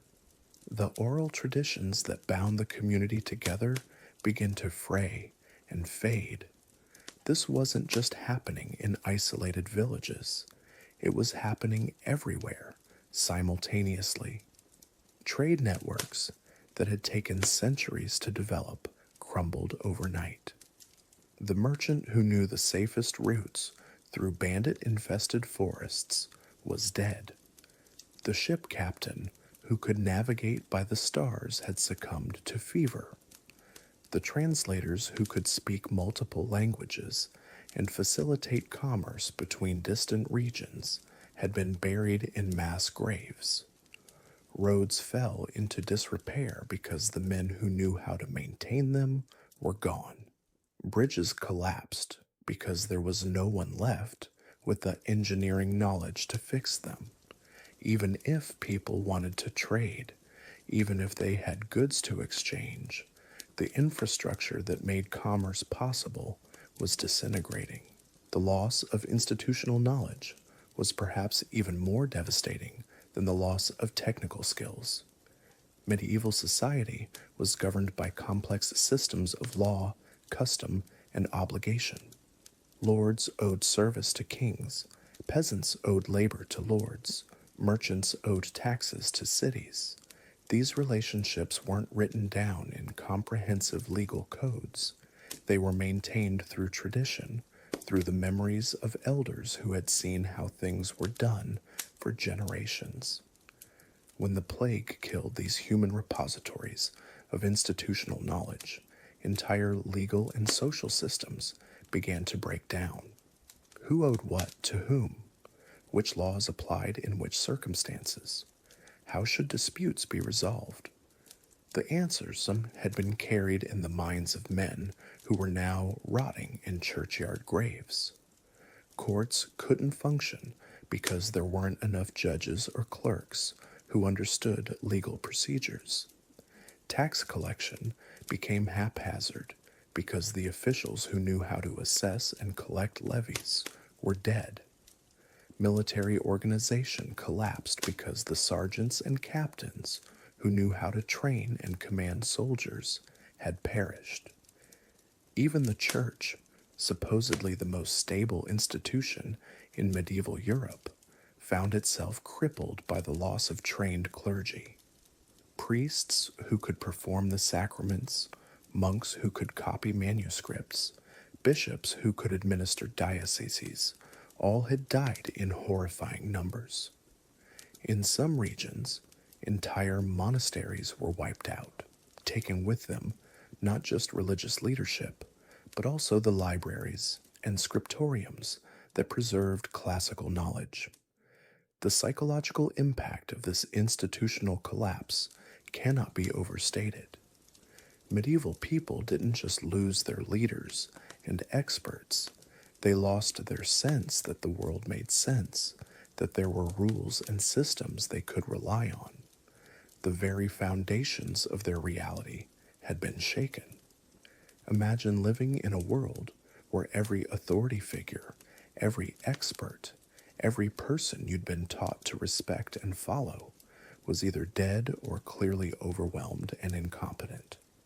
Imagine trying to navigate a society where all the old rules seemed to have been suspended, where no one was quite sure how things were supposed to work anymore.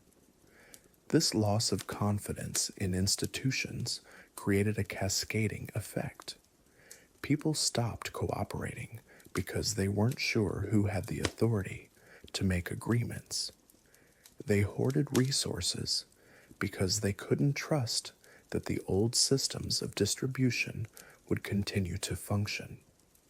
They withdrew from public life because the public sphere itself seemed to be dissolving. The economic consequences were staggering. Currency systems that depended on trust and standardization began to break down when there weren't enough trained officials to maintain them. Markets couldn't function when there was no one to enforce weights and measures, to settle disputes, to guarantee the safety of merchants and their goods. Agricultural production, the foundation of medieval economy, collapsed not just because so many farmers had died, but because the complex systems that supported agriculture had been destroyed. The manor lord who organized planting schedules was dead. The reeve who supervised fieldwork had succumbed to fever. The bailiff who managed the estate's finances was buried in a plague pit. Even the weather seemed to turn against the survivors. The 14th century was marked by unusual cold and frequent crop failures, but medieval communities that might have weathered these natural disasters found themselves helpless without the institutional knowledge and social organization needed to respond effectively. The breakdown of infrastructure wasn't just about losing people, it was about losing the accumulated wisdom of generations, the hard-won knowledge of how to make a complex society function. The Black Death didn't just kill individuals, it murdered civilization itself, leaving the survivors to stumble through the wreckage of their ancestors' achievements. And perhaps, most tragically, much of this knowledge was lost forever. Unlike our modern world, where information is recorded and backed up in multiple formats, medieval knowledge existed primarily in human memory. When those memories died with the plague victims, entire bodies of understanding vanished without a trace. The generation that survived the Black Death found themselves in the position of children trying to operate machinery they didn't understand, following traditions they only half remembered, attempting to rebuild a world whose basic principles had died with their parents and teachers. This wasn't just a temporary setback, it was a fundamental rupture in the continuity of human knowledge and social organization. The survivors weren't just dealing with loss, they were dealing with amnesia, trying to remember not just what their society had been, but how it had actually worked. The infrastructure that had taken centuries to build, the accumulated wisdom that had been passed down through countless generations, the delicate balance of relationships and obligations that had held medieval society together. All of it lay in ruins. And the survivors, traumatized and depleted, had to somehow find the strength and knowledge to build it all again from scratch. This was the hidden catastrophe of the Black Death, the disaster that claimed no immediate victims, but would haunt Europe for generations to come. It wasn't just that people had died. By now, you've witnessed the unthinkable. Half your village lies buried in hastily dug mass graves. The church bells that once marked holy days now toll endlessly for the dead. Your neighbors, your family, your entire world has been shattered by something invisible and merciless. But here's the cruel irony. Surviving the Black Death might have been the easy part, because even if you never caught the plague, even if your body remained untouched by those telltale buboes, your mind would bear scars that no medieval healer could treat. Welcome to the psychological wasteland of post-plague Europe, where trauma wasn't just personal, it was civilizational. The first thing you'd notice is the silence, not peaceful quiet, but the hollow, echoing absence of a world that used to be full. Villages that once buzzed with conversation, laughter, and the sounds of daily life now felt like graveyards with roofs. You'd walk through streets where every third house stood empty, doors hanging open like mouths frozen in permanent screams. The psychological weight of this emptiness would press down on you like a physical force. Medieval people had no concept of post-traumatic stress disorder, no understanding of survivor's guilt, no framework for processing mass death. They simply called it melancholia, the black bile that poisoned the soul. But you'd know it by its symptoms, the sleepless nights when every shadow looked like a plague victim, the way your heart would race at the sound of coughing, the crushing weight that settled on your chest every morning when you remembered again that this nightmare was real. You develop what we might recognize today as hypervigilance. Every fever became a death sentence. Every headache meant the plague had finally found you. You'd check your armpits obsessively, searching for swelling that might signal your doom. The constant state of alert would exhaust you, but you couldn't stop. In a world where death came without warning, paranoia became a survival mechanism.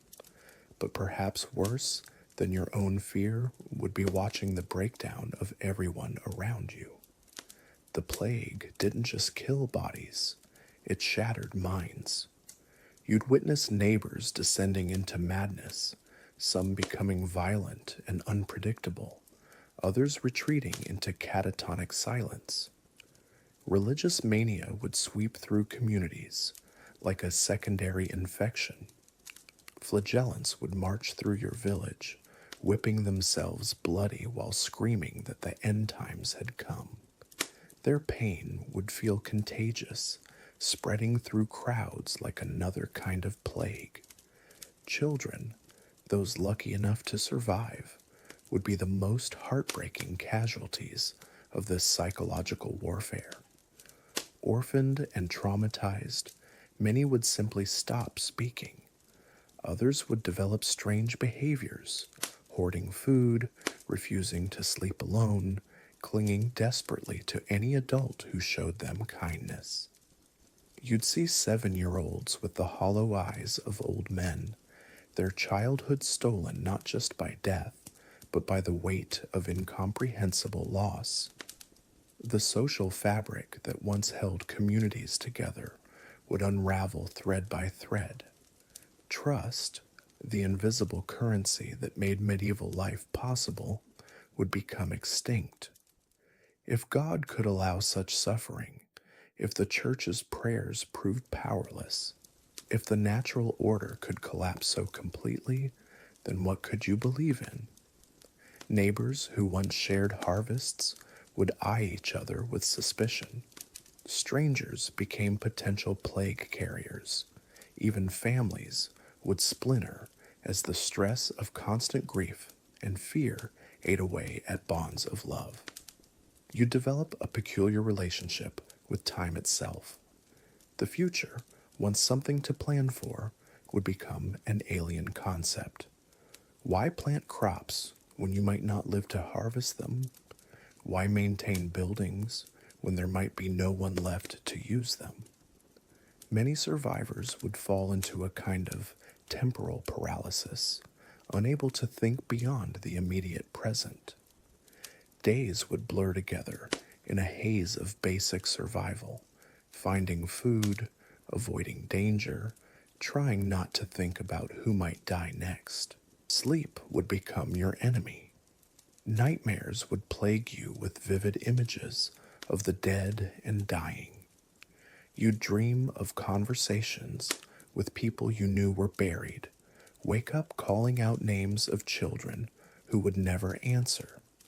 Some nights you'd lie awake for hours, listening to the silence where laughter used to be, wondering if you were the last person alive in a world of ghosts.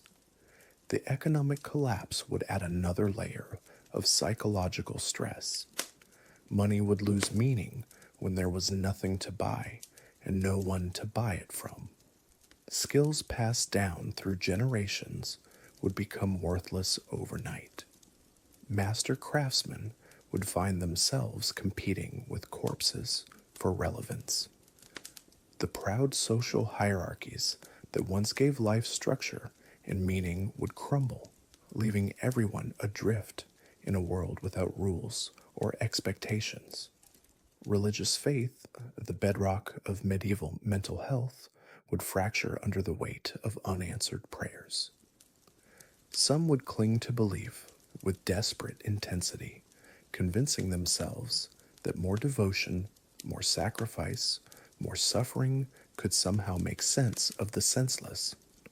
Others would abandon faith entirely, embracing a nihilistic worldview where nothing mattered because everything ended in death anyway. Both responses would isolate you further from a community that no longer shared common beliefs about anything. The plague would rewire your basic human responses in disturbing ways. You'd find yourself becoming emotionally numb to death, a necessary adaptation when dying became so common it lost its power to shock.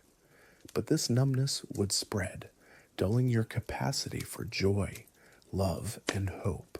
Colors would seem less vibrant. Food would lose its taste.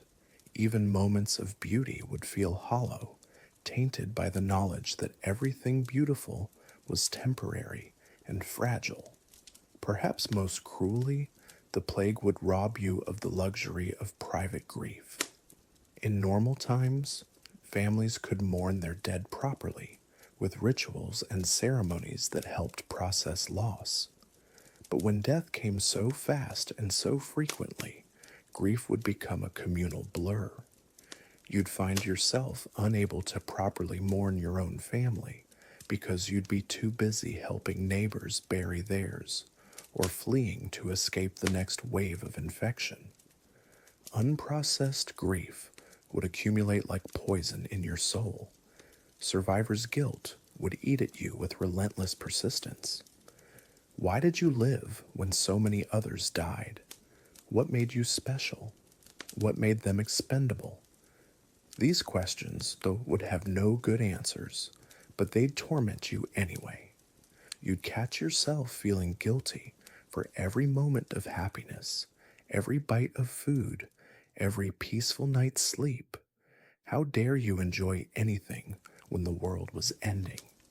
The plague would also destroy your sense of personal agency. Medieval people already lived with limited control over their circumstances, but the Black Death would reveal just how powerless humans really were. You'd realize that survival wasn't about virtue or intelligence or strength. It was random, arbitrary, meaningless. This knowledge would be both liberating and terrifying. If nothing you did mattered, then why do anything at all? Physical space would become psychologically charged in disturbing ways. Houses where families died would feel haunted, even if you didn't believe in ghosts. Marketplaces where people once gathered would seem cursed. Even churches, supposedly sacred refuges, would feel contaminated by all the desperate prayers that went unanswered. You'd find yourself avoiding certain places not because of practical danger, but because they held too much psychic weight. The breakdown of normal social interactions would leave you starving for human connection while simultaneously terrified of it.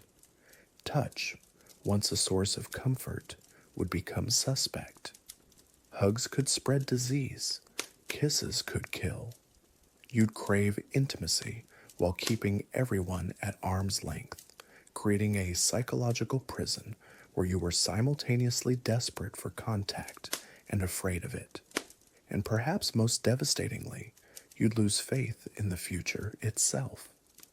The medieval worldview was built on continuity, the idea that children would grow up to live lives similar to their parents, that communities would endure, that progress was possible. The plague would shatter this assumption completely. If society could collapse so quickly and so completely, if all human achievements could be erased by invisible death, then what was the point of building anything at all? The trauma wouldn't end when the plague did. Survivors would carry these psychological wounds for the rest of their lives, passing them down to children who would grow up in a world permanently changed by collective trauma.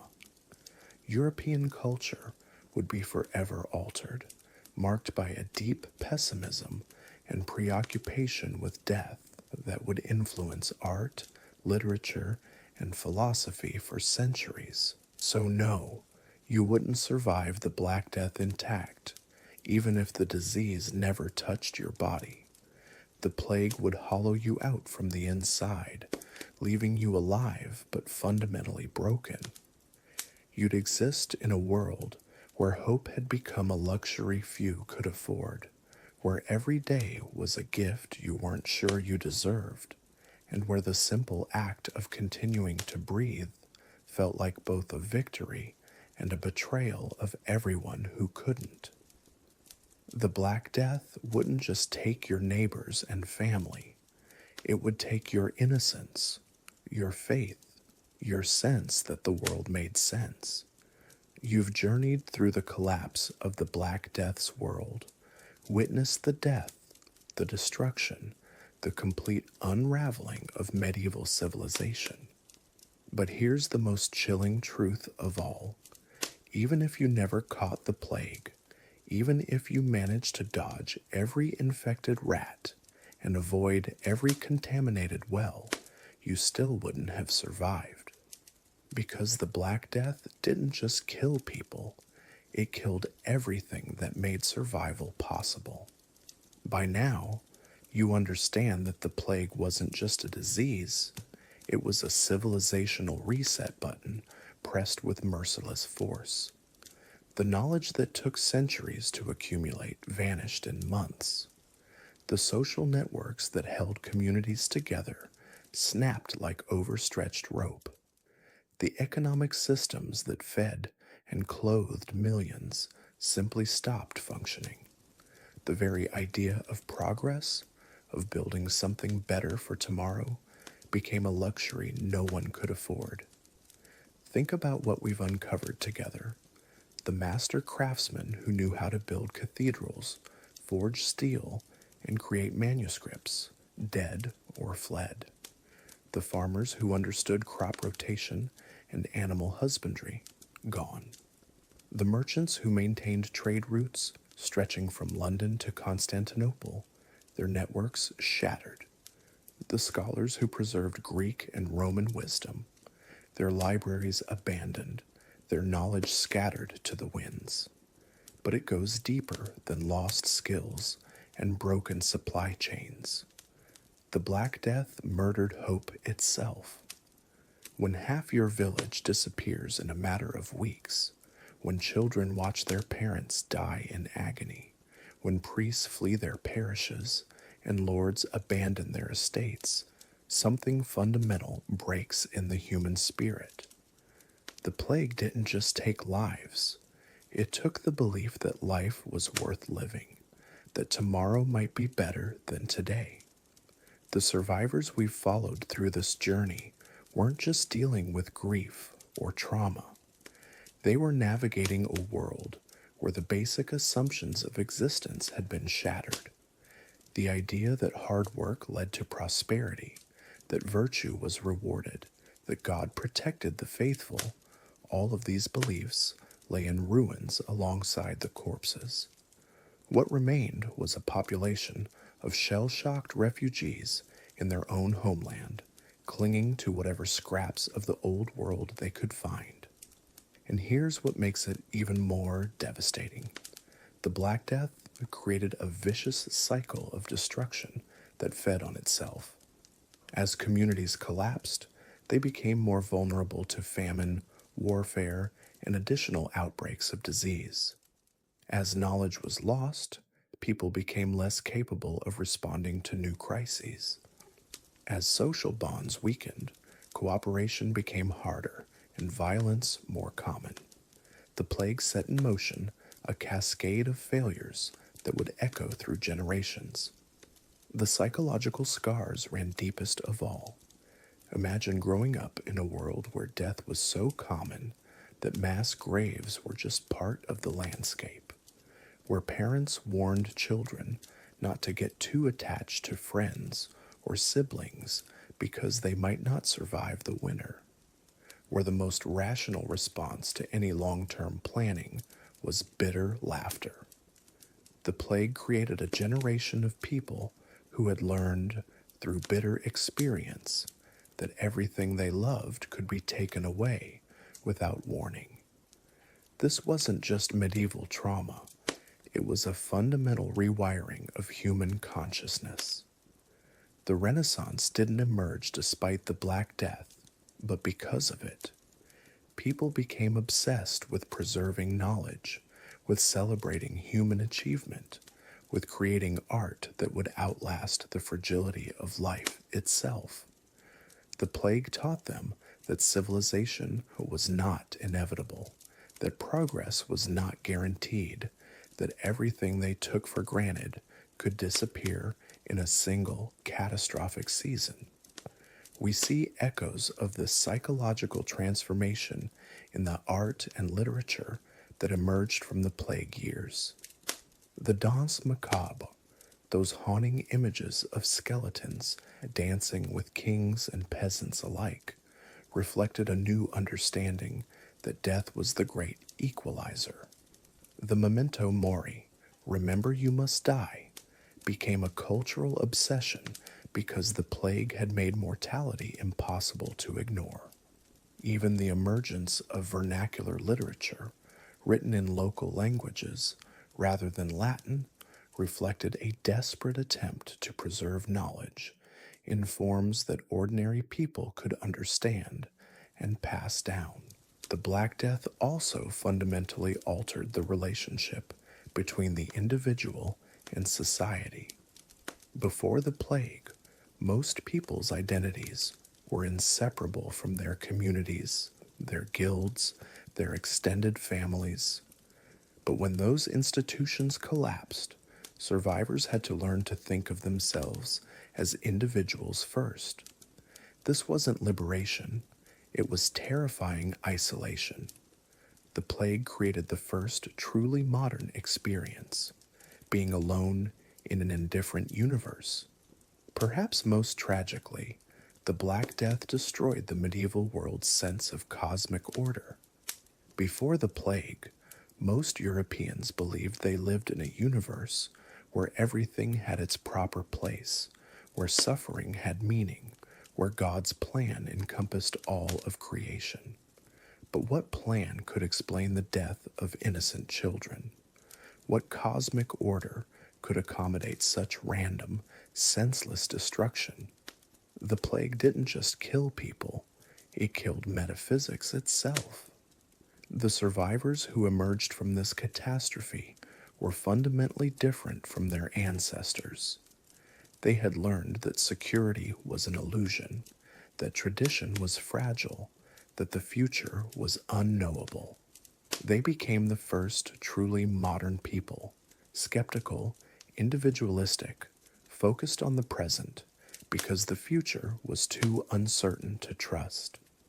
The Renaissance, the Reformation, the scientific revolution, even the modern concept of progress, all of these emerged from minds that had been shaped by the knowledge that everything could end tomorrow. This is why you wouldn't have survived the Black Death, even if you never got sick.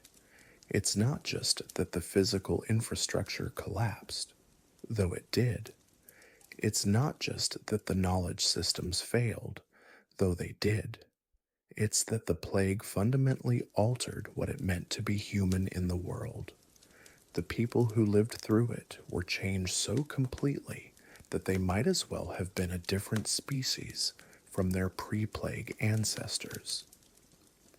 The Black Death was humanity's first encounter with true modernity, with the knowledge that we live in a universe that doesn't care about our plans, our beliefs, or our survival. It was a preview of every subsequent catastrophe that would teach us the same lesson, that civilization is not a permanent achievement, but a temporary arrangement, always one disaster away from collapse. And yet somehow, people endured, not unchanged. That was impossible. But they found ways to build new communities, to create new meaning, to love and hope and dream, even in the shadow of ultimate uncertainty. The plague taught them that life was fragile, but it also taught them that life was precious, precisely because it was fragile. They learned to hold their achievements lightly and their relationships tightly, to build for tomorrow while accepting that tomorrow might never come. The Black Death ended, but its lessons never did. It taught us that progress is not inevitable, that knowledge can be lost, that civilization itself is a collaborative act of faith that requires constant renewal.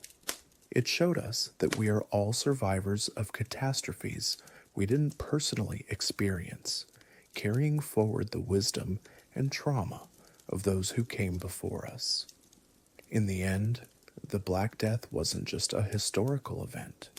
It was the birth of the modern consciousness.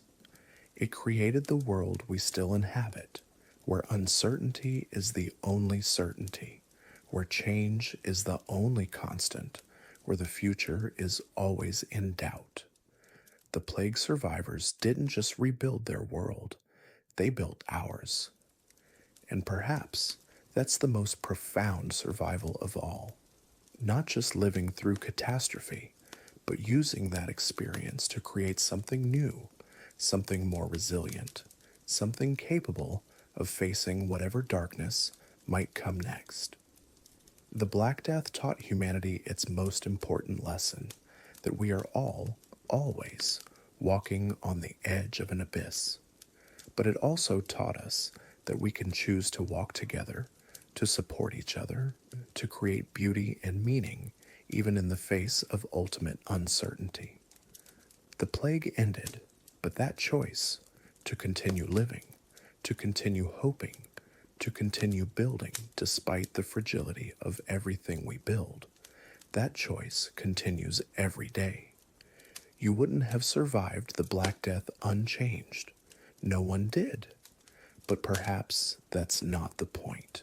Perhaps the point is that survival itself is a form of transformation, and that the greatest victory over catastrophe is not avoiding it, but finding ways to remain human in its aftermath.